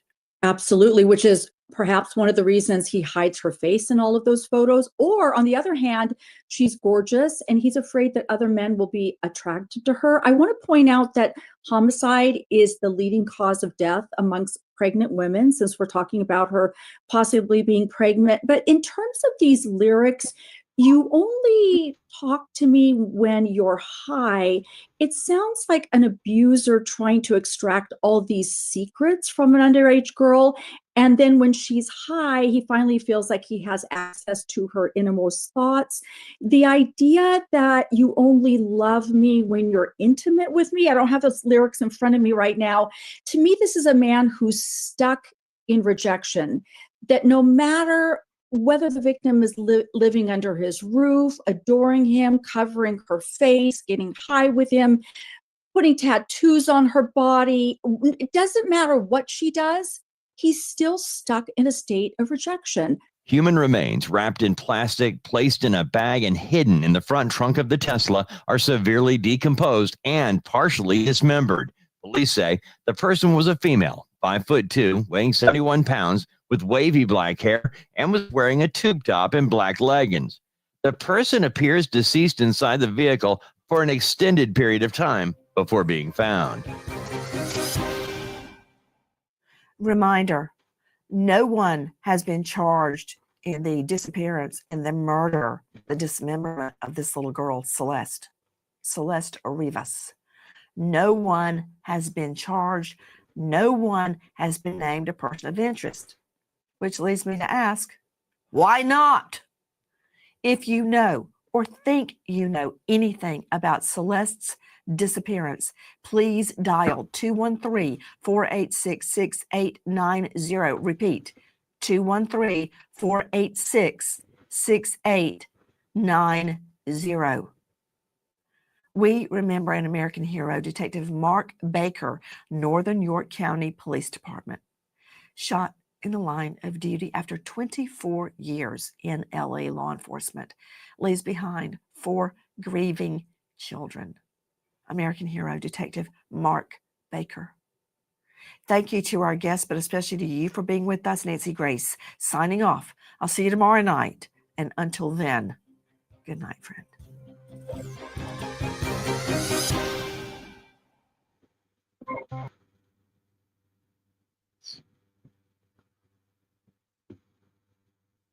Salute. Shout out to everybody tuning in. That was Nancy Grace with her update on the teen found dismembered in singer D4VD Tesla.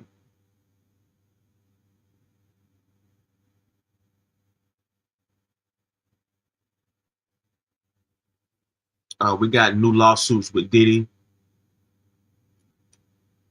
Let's go to CBS New York. John Diddy Combs is facing a new lawsuit just weeks before he's scheduled to be sentenced on prostitution-related charges. Former stylist Deontay Nash accuses the disgraced music mogul of sexual abuse and violence. Nash alleges Combs sexually assaulted him multiple times between 2008 and 2018, which prompted him to resign. He also says Combs continued to threaten him after his employment ended.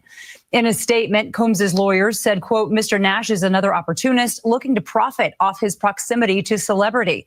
This complaint is riddled with falsehoods and stands in stark contrast to the record that has already been established in court.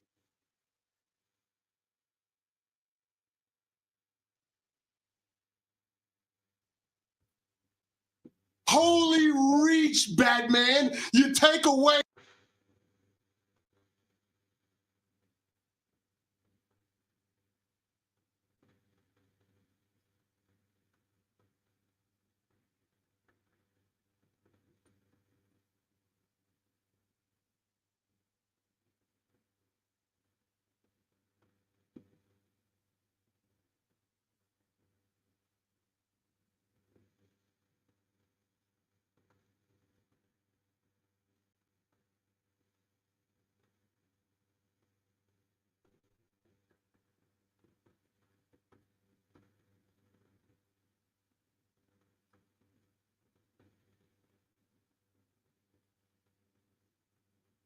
All right.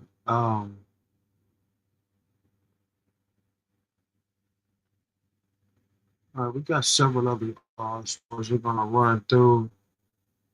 That was the update.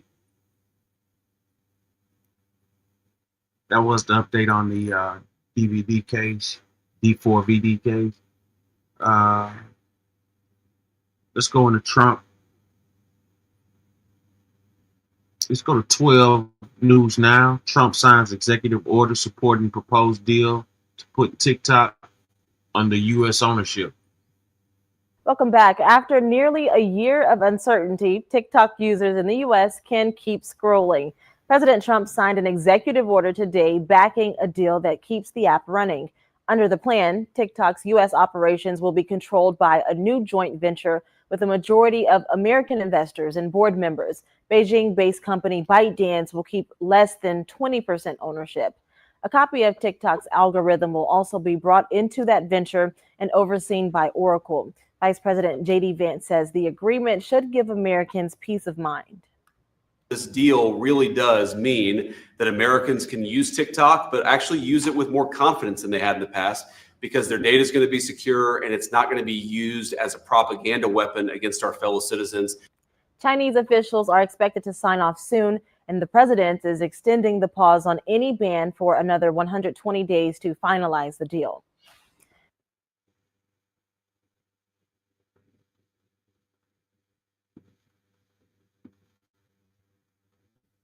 All right, I've been seeing a lot of you guys go back and forth about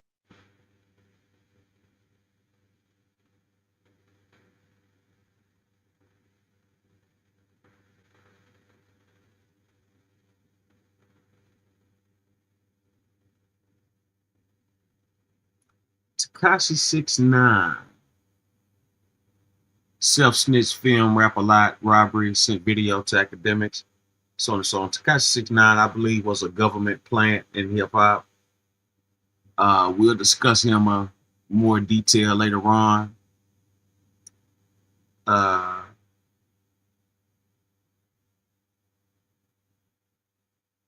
want you guys to pay attention.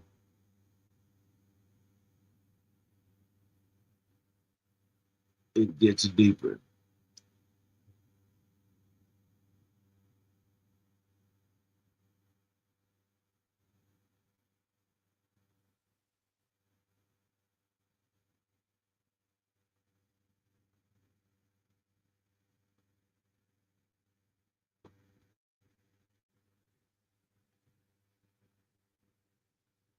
All right, let's go to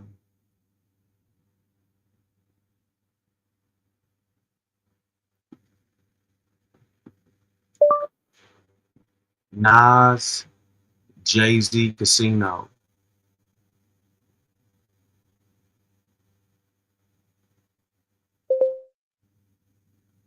Let's try it again. Jay-Z, Casino. Denied.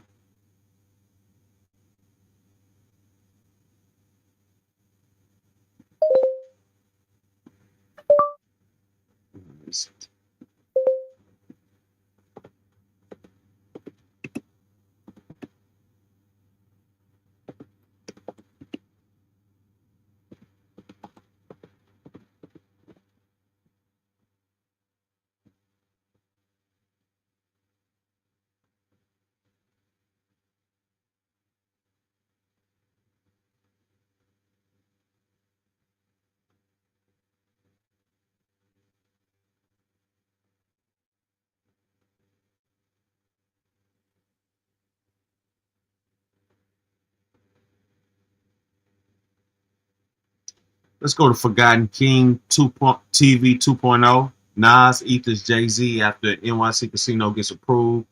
Days after Jay-Z Casino gets denied.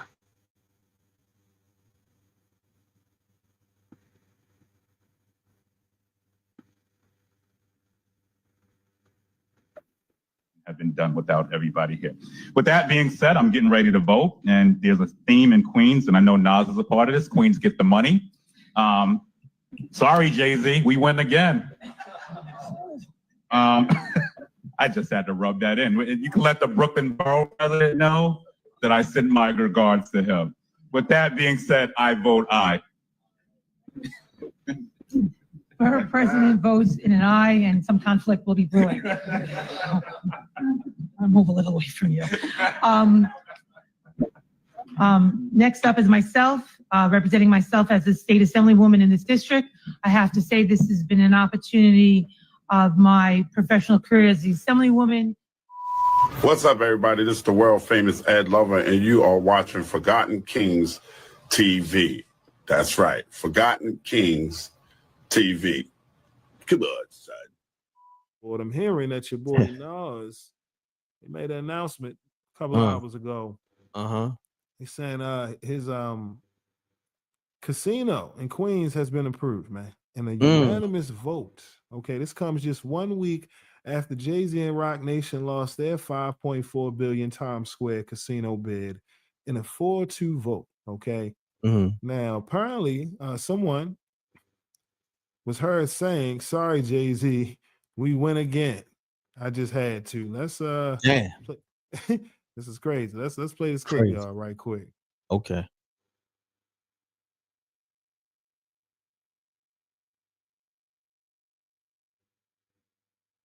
The question of whether to advance the application to the Gaming Facility Location Board has received 6 positive votes, meaning the application has been approved. Now,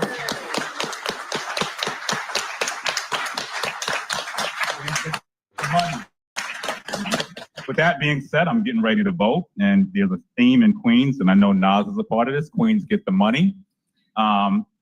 Sorry, Jay-Z, we win again. I just had to rub that in. You can let the Brooklyn Borough president know that I send my regards to him. With that being said, I vote aye. borough president votes in an aye, and some conflict will be brewing.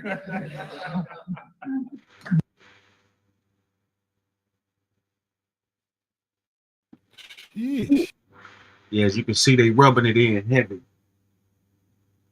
They rubbing it in heavy. The only time Nas can get attention is when Jay-Z name is really brought up. This is not even funny. Just what it is. Nas is not that guy, but apparently he's making a comeback. Let's get back to it. Subscribe to Forgotten King TV 2.0. Talk to me, King. That's how we giving it up now. Damn. More algorithm smoke. That's what I'm saying. Hold on. We met the standard and then some. And the only This is crazy. That energy in that room is completely different. You know what I'm saying? Than the other video. Let's play this right quick. Let's This is get how it was when Jay-Z and them wanted to get their casino greenlit. And this is wild. Check this out.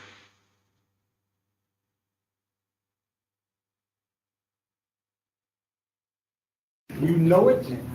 We met the standard and then some. And the only one with courage to stand up is the governor and the mayor appointees. And everybody else runs and hides. Go run and hide. Because what you did, the benefits you denied this community and this city and state, you have to live with that history forever.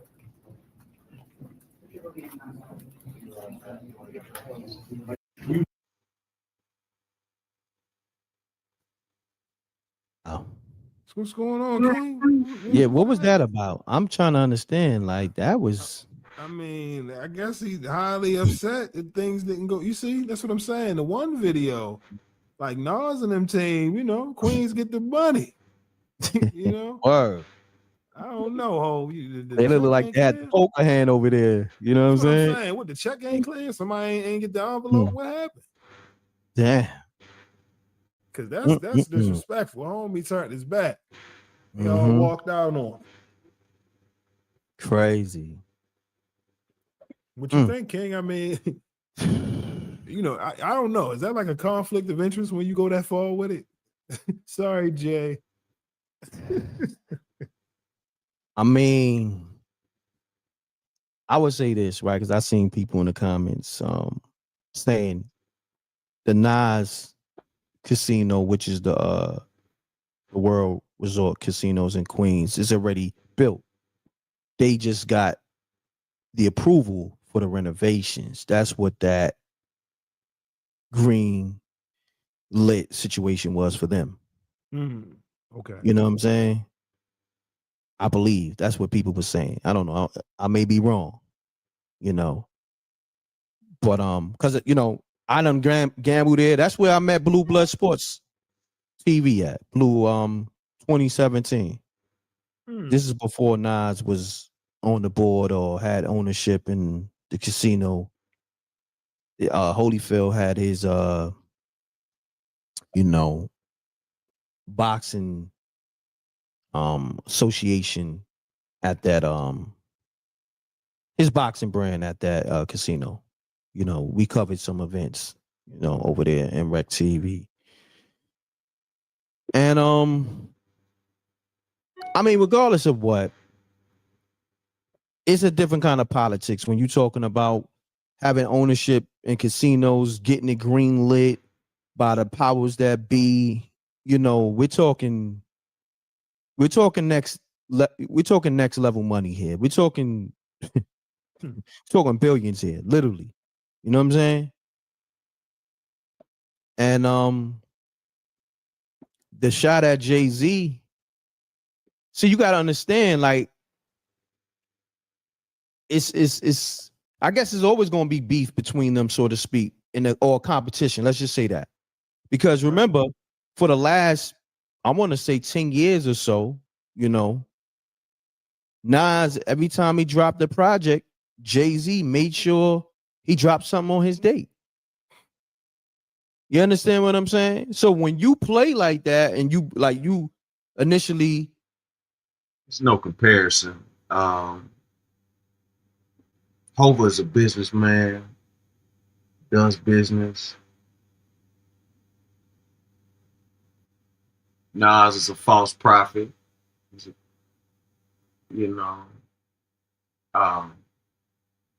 plays that passive aggressive role, but you see right here what's going on. They cut Jay-Z's throat. They snaked him. Jay-Z was snaked on this right here. He was snaked big time.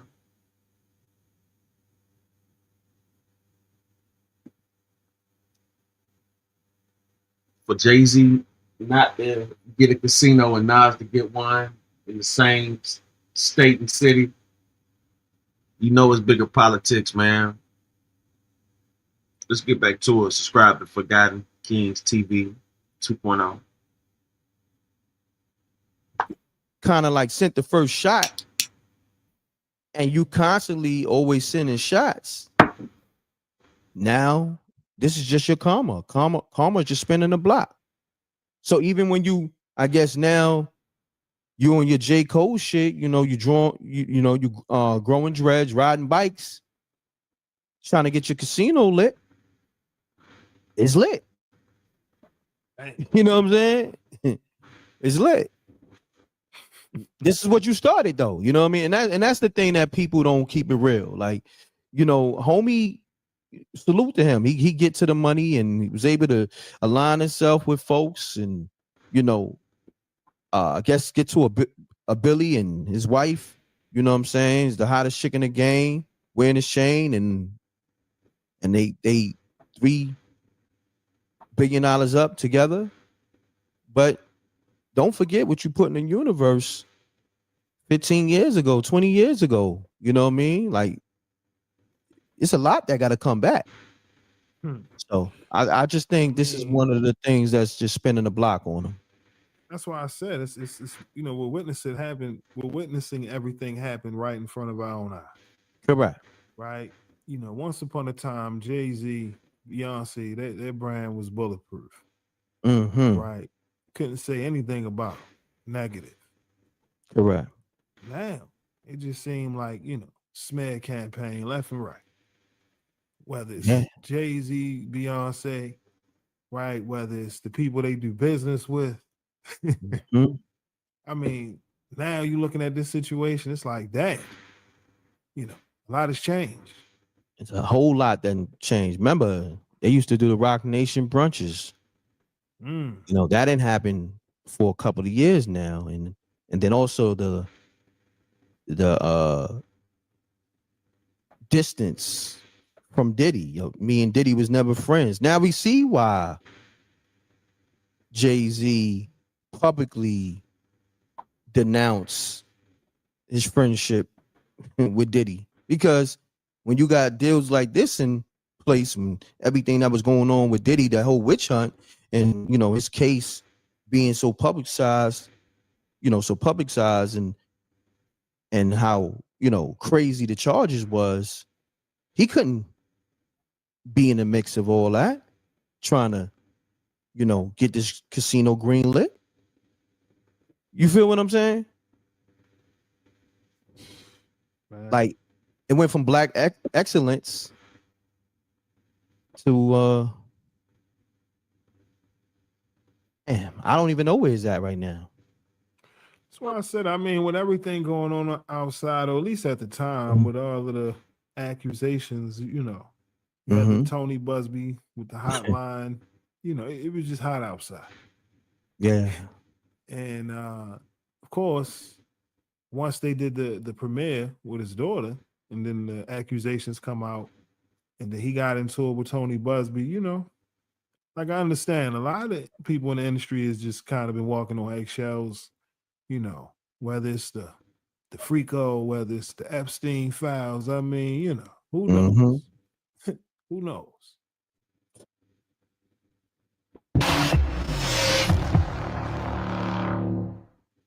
MREC TV. We mentioned Vlad.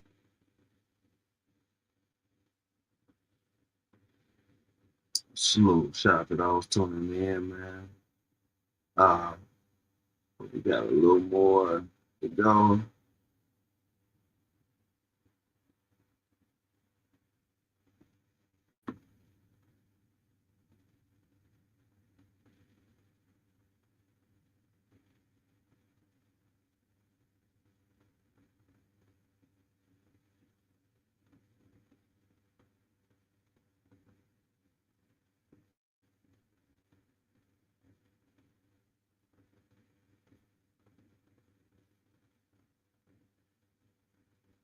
All right, let's go to News Nation. Tiger that killed its owner was a cat being a cat. Let's go to News Nation. Now some horrifying news out of Oklahoma, where a tiger mauled and killed its handler. Ryan Easley ran the Growler Pines Preserve, which is a private facility offering tours and demonstrations with retired circus tigers. Ryan was also a former associate of imprisoned zoo owner and Netflix star Joe Exotic, at one point keeping some of his animals at the Tiger King's facility. Ryan was said to be nearing the end of a show when a tiger who he had handled since birth attacked him out of nowhere. He suffered bites to his neck and shoulder. Ryan was just 37 years old. Joining us now is wildlife biologist and TV host Forrest Galante, who has decades of experience with apex predators. Forrest, thank you for coming on tonight. Thank you. This is beyond devastating. What was the first thing that went through your mind when you heard about Ryan's death? You know, it's just so sad, and I can tell you without any doubt that the tiger did not attack him maliciously or attack him viciously. It was simply a mistake. The problem is when you're dealing with, a 500-pound wild cat, one little mistake, whether it's an agitation, similar to what you get with your house cat, can be fatal. The difference with your house cat is it's a little scratch, and with the tiger, it's just a poorly placed bite that can end someone like Ryan's life. So it really is an unfortunate event. Ryan handled this tiger since it was a cub. They were apparently very close. You have experience with these animals close up. How unpredictable are they? You know, a cat's a cat at the end of the day, Hannah. And I for any cat owners out there, you know exactly what I'm talking about. Your cat can be super sweet and fun, and you can be tickling him on the tummy, and then he can just swipe at you out of agitation or aggravation or just out of sheer boredom. And like I said before, the difference is when a tiger does that, it can be absolutely fatal. So it doesn't even matter if you raise them from a cub or you pull them out of the wild. I'm certain this tiger didn't want to kill Ryan. It was just a cat being a cat. And that variable of unpredictability that large cats exhibit, and the fact that that predator instinct and that behavior is there, means that you can never truly trust them, whether it's this or, the old Vegas performers. I'm blanking on their names, but these accidents happen around these big cats, and it is the reason why so many institutions are against hands-on work with them. Yeah, you're talking about Siegfried and Roy, and Freud. That's You're right. it. I completely, you're right. In that case, of course, happened a few years ago. And Ryan's father is explaining it the same way. He said it looked like a love bite. What happens to this tiger now? You know, Typically in these I'm not sure. situations. It's a great question. I'm not sure what the state of Oklahoma does in this situation because each state has its own laws. Typically, when an animal kills a handler, it is euthanized. Now, in this case, I believe a lot of these tigers were rescued, whether that was from Joe Exotic or other locations. So this tiger is already a problem child, if you will. So whether or not the tiger gets euthanized is hard to say. The unfortunate thing about it is it's not the tiger's fault. You know, while the tiger may have, as his father said, given him a love bite that ultimately was just poorly placed and ended Ryan's life, it was just a cat being a cat. So I'm not sure what will ultimately happen to this animal or any of the other animals at his facility, but hopefully if they are rehomed, they're rehomed to places where perhaps there's a little bit more hands-off nature, because ultimately, even though I do think the cats tend to enjoy that behavioral enrichment and that connection with people when they've been hand raised, it never really is safe. I mean, look at the size of that animal. It's absolutely incredible. They weigh close to 500 pounds. You mentioned Tiger King. Joe Exotic wrote on Facebook, he wrote this: "We don't need further laws to ban tigers because of this, because you can get killed doing just about anything." Would you agree with that? Salute out to everybody tuning in worldwide. Here we go. News Nation.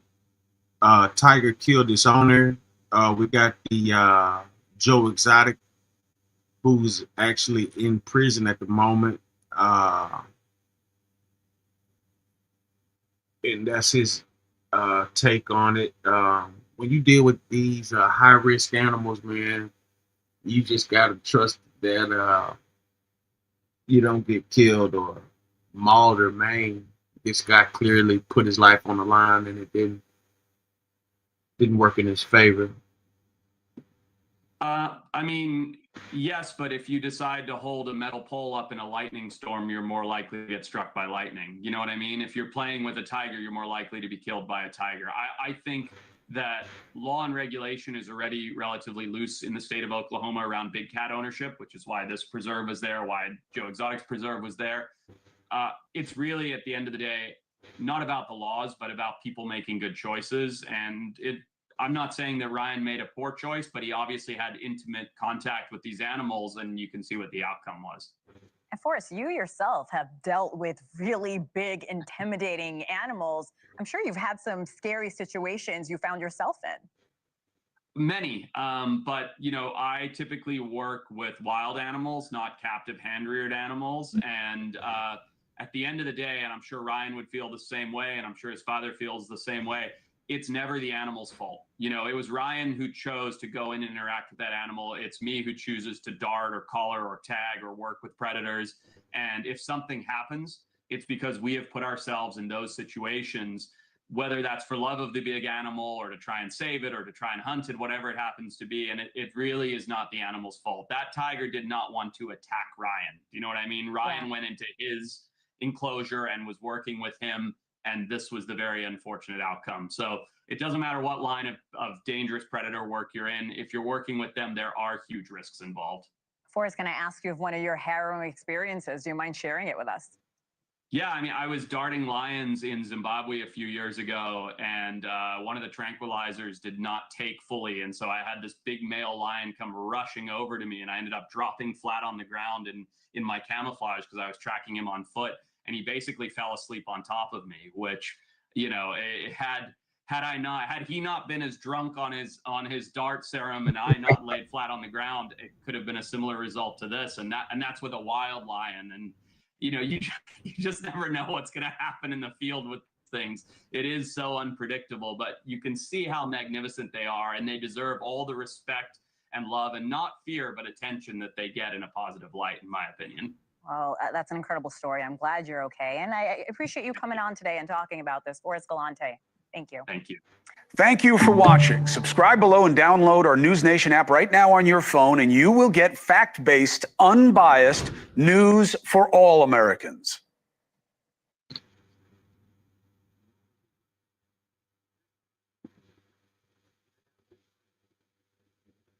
No doubt about it. Lions, Tigers, Bears. All wild animals, man. They run their own area in space. If you enter that, you are in their territory. You understand? Shout out to Crook, man. Shout out to everybody tuning in, man. Worldwide with it. You know what I'm saying? We got more news here.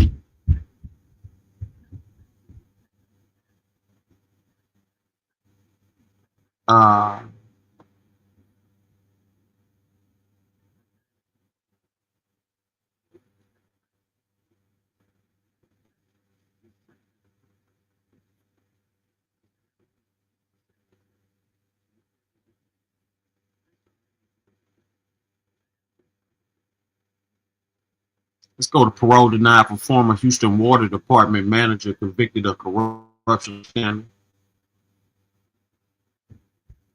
Well, parole denied. The woman who orchestrated the Houston waterline repair corruption scandal will remain in prison at least 3 more years. 2 Investigates Amy Davis is tracking the prison sentence of former Houston Water Department manager Patrice Lee. She's at the center of our Drained investigation. And she's breaking down how a brand new law helped keep Patrice Lee from coming before the parole board every single year.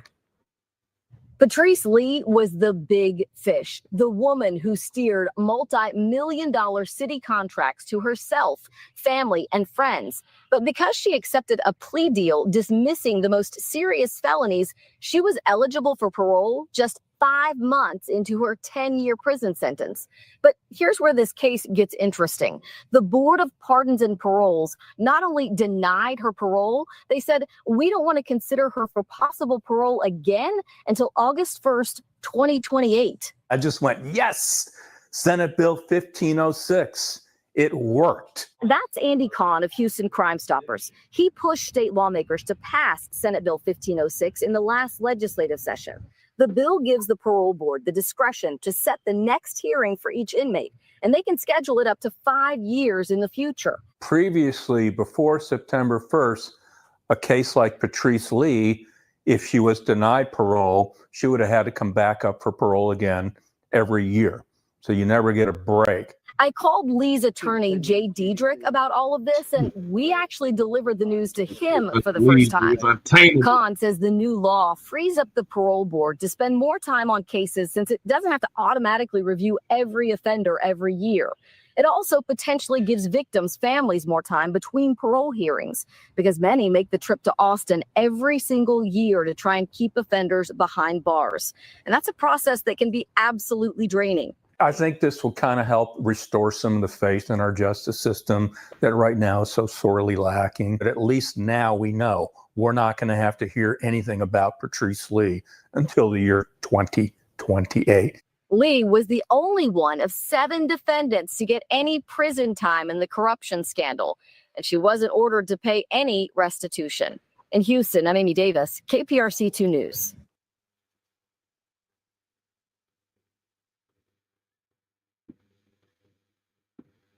Yeah, she sounded like she's. And at some point before she took her last breath, she said she was sorry and said she shouldn't have said what she said. Carrie Hardin was gone, and instead of calling for help, Kenneth Hardin says he panicked. Yeah, she definitely seemed to be the fall person for whatever cover-up scandal that he had going on with the water department. All right, let's go to 8 News now. 15-year-old accused of major casino cyber attacks. Caesars paid $15 million after extortion. An Illinois teen is accused in 2 major cyber attacks against the Las Vegas casino groups, while a prosecutor says one of them, Caesars, paid the alleged hackers millions. Good evening to you. I'm Brian Loftus. And I'm Denise Valdez. The 8 News Now investigators inside the courtroom as more was revealed about this juvenile case. Vanessa Murphy joins us in studio with the latest for us. Vanessa. Denise and Brian, prosecutors say this teen is responsible for a multi-million-dollar cyber attack against major casinos without stepping foot outside his home. Now, in order to get inside the courtroom in this high-profile case, we had to agree not to identify the teen or his parents. This is a large-scale conspiracy involving social engineering and essentially what could be called cyber terrorism. At the age of 15, this Illinois teen's accused in the cyber attacks against MGM Resorts International and Caesars Entertainment back in 2023. Now 17 years old, he turned himself in as he faces charges for extortion, conspiracy, and more in Las Vegas in a case reaching Nevada, New Jersey, Illinois, and the UK. The alleged cyber attacks caused major disruptions. The lines were horrible. It just took us so long to even be able to check in. I asked them for a confirmation email. They said, we're not doing anything electronic, everything by paper. Prosecutor Summer Clark revealing Caesars paid a group known as Scattered Spider $15 million after extortion and threats. The FBI still can't track down $1.8 million Caesars paid in Bitcoin currency, and MGM lost $200 million.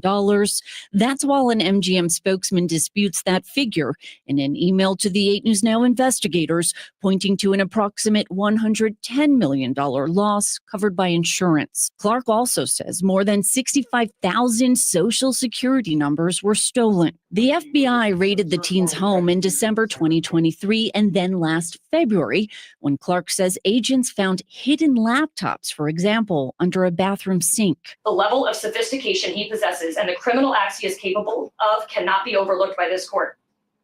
We don't know what subject has access to, who he has access to, or how he has access to it. Defense attorney Richard Schoenfeld He's still a child. arguing for the teen's release from custody, pointing out he flew to Nevada with his mother to surrender and he has no criminal history. He is the poster child for the intent that the legislature had in terms of what we do in juvenile justice. Judge D. Butler acknowledging the allegations. It is very serious and is harmful to companies in our community. And then ordering the teen's release with constant supervision in a home in Las Vegas with a parent or grandparent and no internet except for school.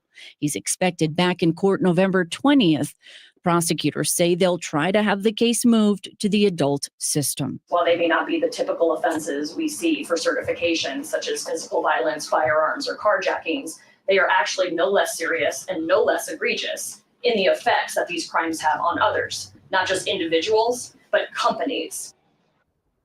We did not hear from the teen in court. His defense team tried to prevent media access by filing a motion. The judge let us in that courtroom, though, with restrictions. Brian. Several adults facing federal charges in connection with the same cyber attacks. While MGM did respond to the 8 News Now investigators' request for comment, they did not hear back from Caesars. Yeah, very sophisticated. This guy was definitely groomed into this lifestyle.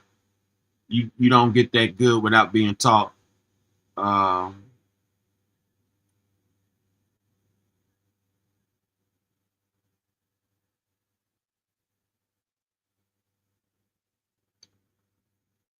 right, let's go to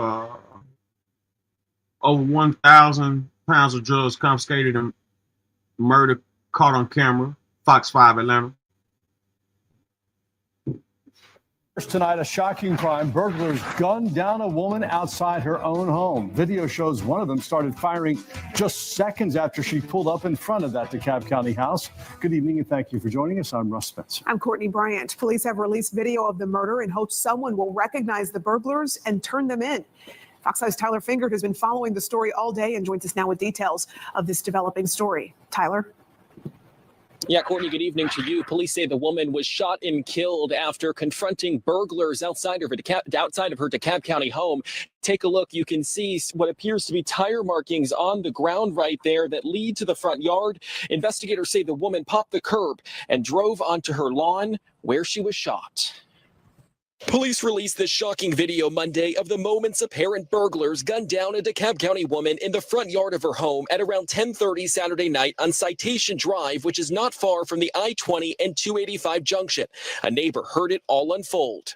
It was gunshots, clearly. Rapid gunshots like that. And screeching in the car. DeKalb County police say the victim, identified as 36-year-old Anna Scott, may have seen 3 suspects on her doorbell camera trying to break into her home before confronting them. You can see one of the suspects is armed with what appears to be a crowbar and another with a gun. The video shows the moment she pulled up on them with her Jeep and the suspect shooting her while she was still in her vehicle. Police found her Jeep with multiple bullet holes in it. That's very shocking because this is a quiet neighborhood and nobody hardly is getting in any trouble around here, so I don't understand. A neighbor's doorbell camera captured this video of him going outside to try and assist the wounded woman who was calling for help. Medics rushed Scott to the hospital where she died. A neighbor who knew her said she was a beautiful soul. I'm just so sorry to hear about her passing away. I'm so sorry to hear about that. DeKalb police say it's releasing the video and this picture in hopes someone can help turn the 3 suspects in. If you know anything, call DeKalb County Police. They should find them as quick as possible. Quick as possible, for somebody to just kill an innocent person. A relative came to the scene this afternoon. They didn't want to talk on camera, but tell me that they are shocked and still trying to process what happened. We are live in DeKalb County tonight. Tyler Fingert, Fox 5 News. Tyler, thanks. In Gwinnett County, police say a homeowner shot and killed a suspected burglar. Officers say the suspect broke into the home on Red Bark Court near Lawrenceville, and the people inside immediately confronted him. Police arrived while the suspect was still inside, but as they entered the home, they say the homeowner shot and killed the suspect. The Drug Enforcement Agency is celebrating a huge drug bust during which it seized about 1,000 pounds of methamphetamine in DeKalb County. They also arrested 5 people who federal authorities say are all members of a Mexican drug cartel. Outside's Eric Mock joins us now live from outside DEA headquarters in Atlanta. Eric, put this all into perspective. What does this bust mean? Yeah, it is a very large bust. They telling me that the street value could be upwards of $5 million of this much meth. But they did say that it sometimes seems like just a drop in the bucket of how much is out there in Metro Atlanta. And again, yes, it was 1,000 pounds of meth in total they seized from 2 different locations here in DeKalb County. One was a home that they said was in Stone Mountain, and the other was an apartment, which they said is just a few miles away from the DEA headquarters here. Now, they said these were stash houses for the Jalisco New Generation or CJNG cartel. That's out of Mexico. They said only Inner Circle cartel members would have had access to these stash houses. And inside, they actually found children younger than 10 years old at both locations. And they said the cartels actually do this to make it seem like it's just a normal family living at these homes. Now, they describe this cartel in particular as violent and murderous. They said it's an up-and-coming one that's actually taking a lot of power in Mexico right now. And out of these 5 cartel members they arrested, 4 were illegal migrants from Mexico. We spoke with Special Agent in charge of the Atlanta Division of the DEA, Robert Murphy, and he explains why this cartel and others are so active here in Atlanta. The Atlanta area is a hub for the cartels. All of the Mexican cartels operate here in Atlanta for the same reasons businesses do. Great transportation routes. There's money here and there's a population they can blend in and be seen and be able to live within. And Murphy says the CJNG and other cartels stash large quantities like this in Atlanta so that it can then be distributed throughout the U.S. through our great transportation networks here. And that's why they said doing this type of work here is just so vital to interrupting these cartels. And they said, of course, it's going to hurt the cartel, but it's not going to stop them. And that's why they really need the public's help. If there are people living in these neighborhoods right next to these stash houses, and they say if you see stuff that looks suspicious, call it into your local law enforcement or to the DEA. And you can do so always anonymously through tip lines or through Crime Stoppers. Now reporting live in Atlanta, Eric Mock, Fox 5 News. Well, that's a lot of poison there. At least that won't be sold in the community. Thanks very much, Eric. Police in Columbus say a man fired shots at an Amazon warehouse and then took his own life. All right, as you can see, crime is definitely skyrocketing in Georgia, the Atlanta area. These people are breaking in houses, no self-respect for the people pulling up. I mean, clearly could have just ran. No need to kill that lady like that. Unless it's more to this story, who knows? For them to do what they did, it had to be something outrageous. Then we got the cartel for that amount of drugs to get found and things like that. You can imagine the safe houses that they haven't discovered. That's a lot of drugs, man. That was a lot of drugs being taken off the streets. Who knows, possibly put back on. You know, you never know. Man, shout out to everybody tuning in. Hit that like button, hit that share button, hit the subscribe button, hit that add button, hit that follow button. Police say just before 4:30 this morning, they received a 911 call about a man firing shots into the front of the building on Osceola Court. Police found him a short distance from. Here you see now, this guy just took his life, man. Shout out to everybody tuned in, man. Much love, man. C-Mac, Crook, Trooper 6'9", everybody that stepped up tonight, man. You know what I'm saying? I can't see everybody that come through, man. We had 200-300 in here tonight. Man, we will be back on, man. Salute. Have a great night.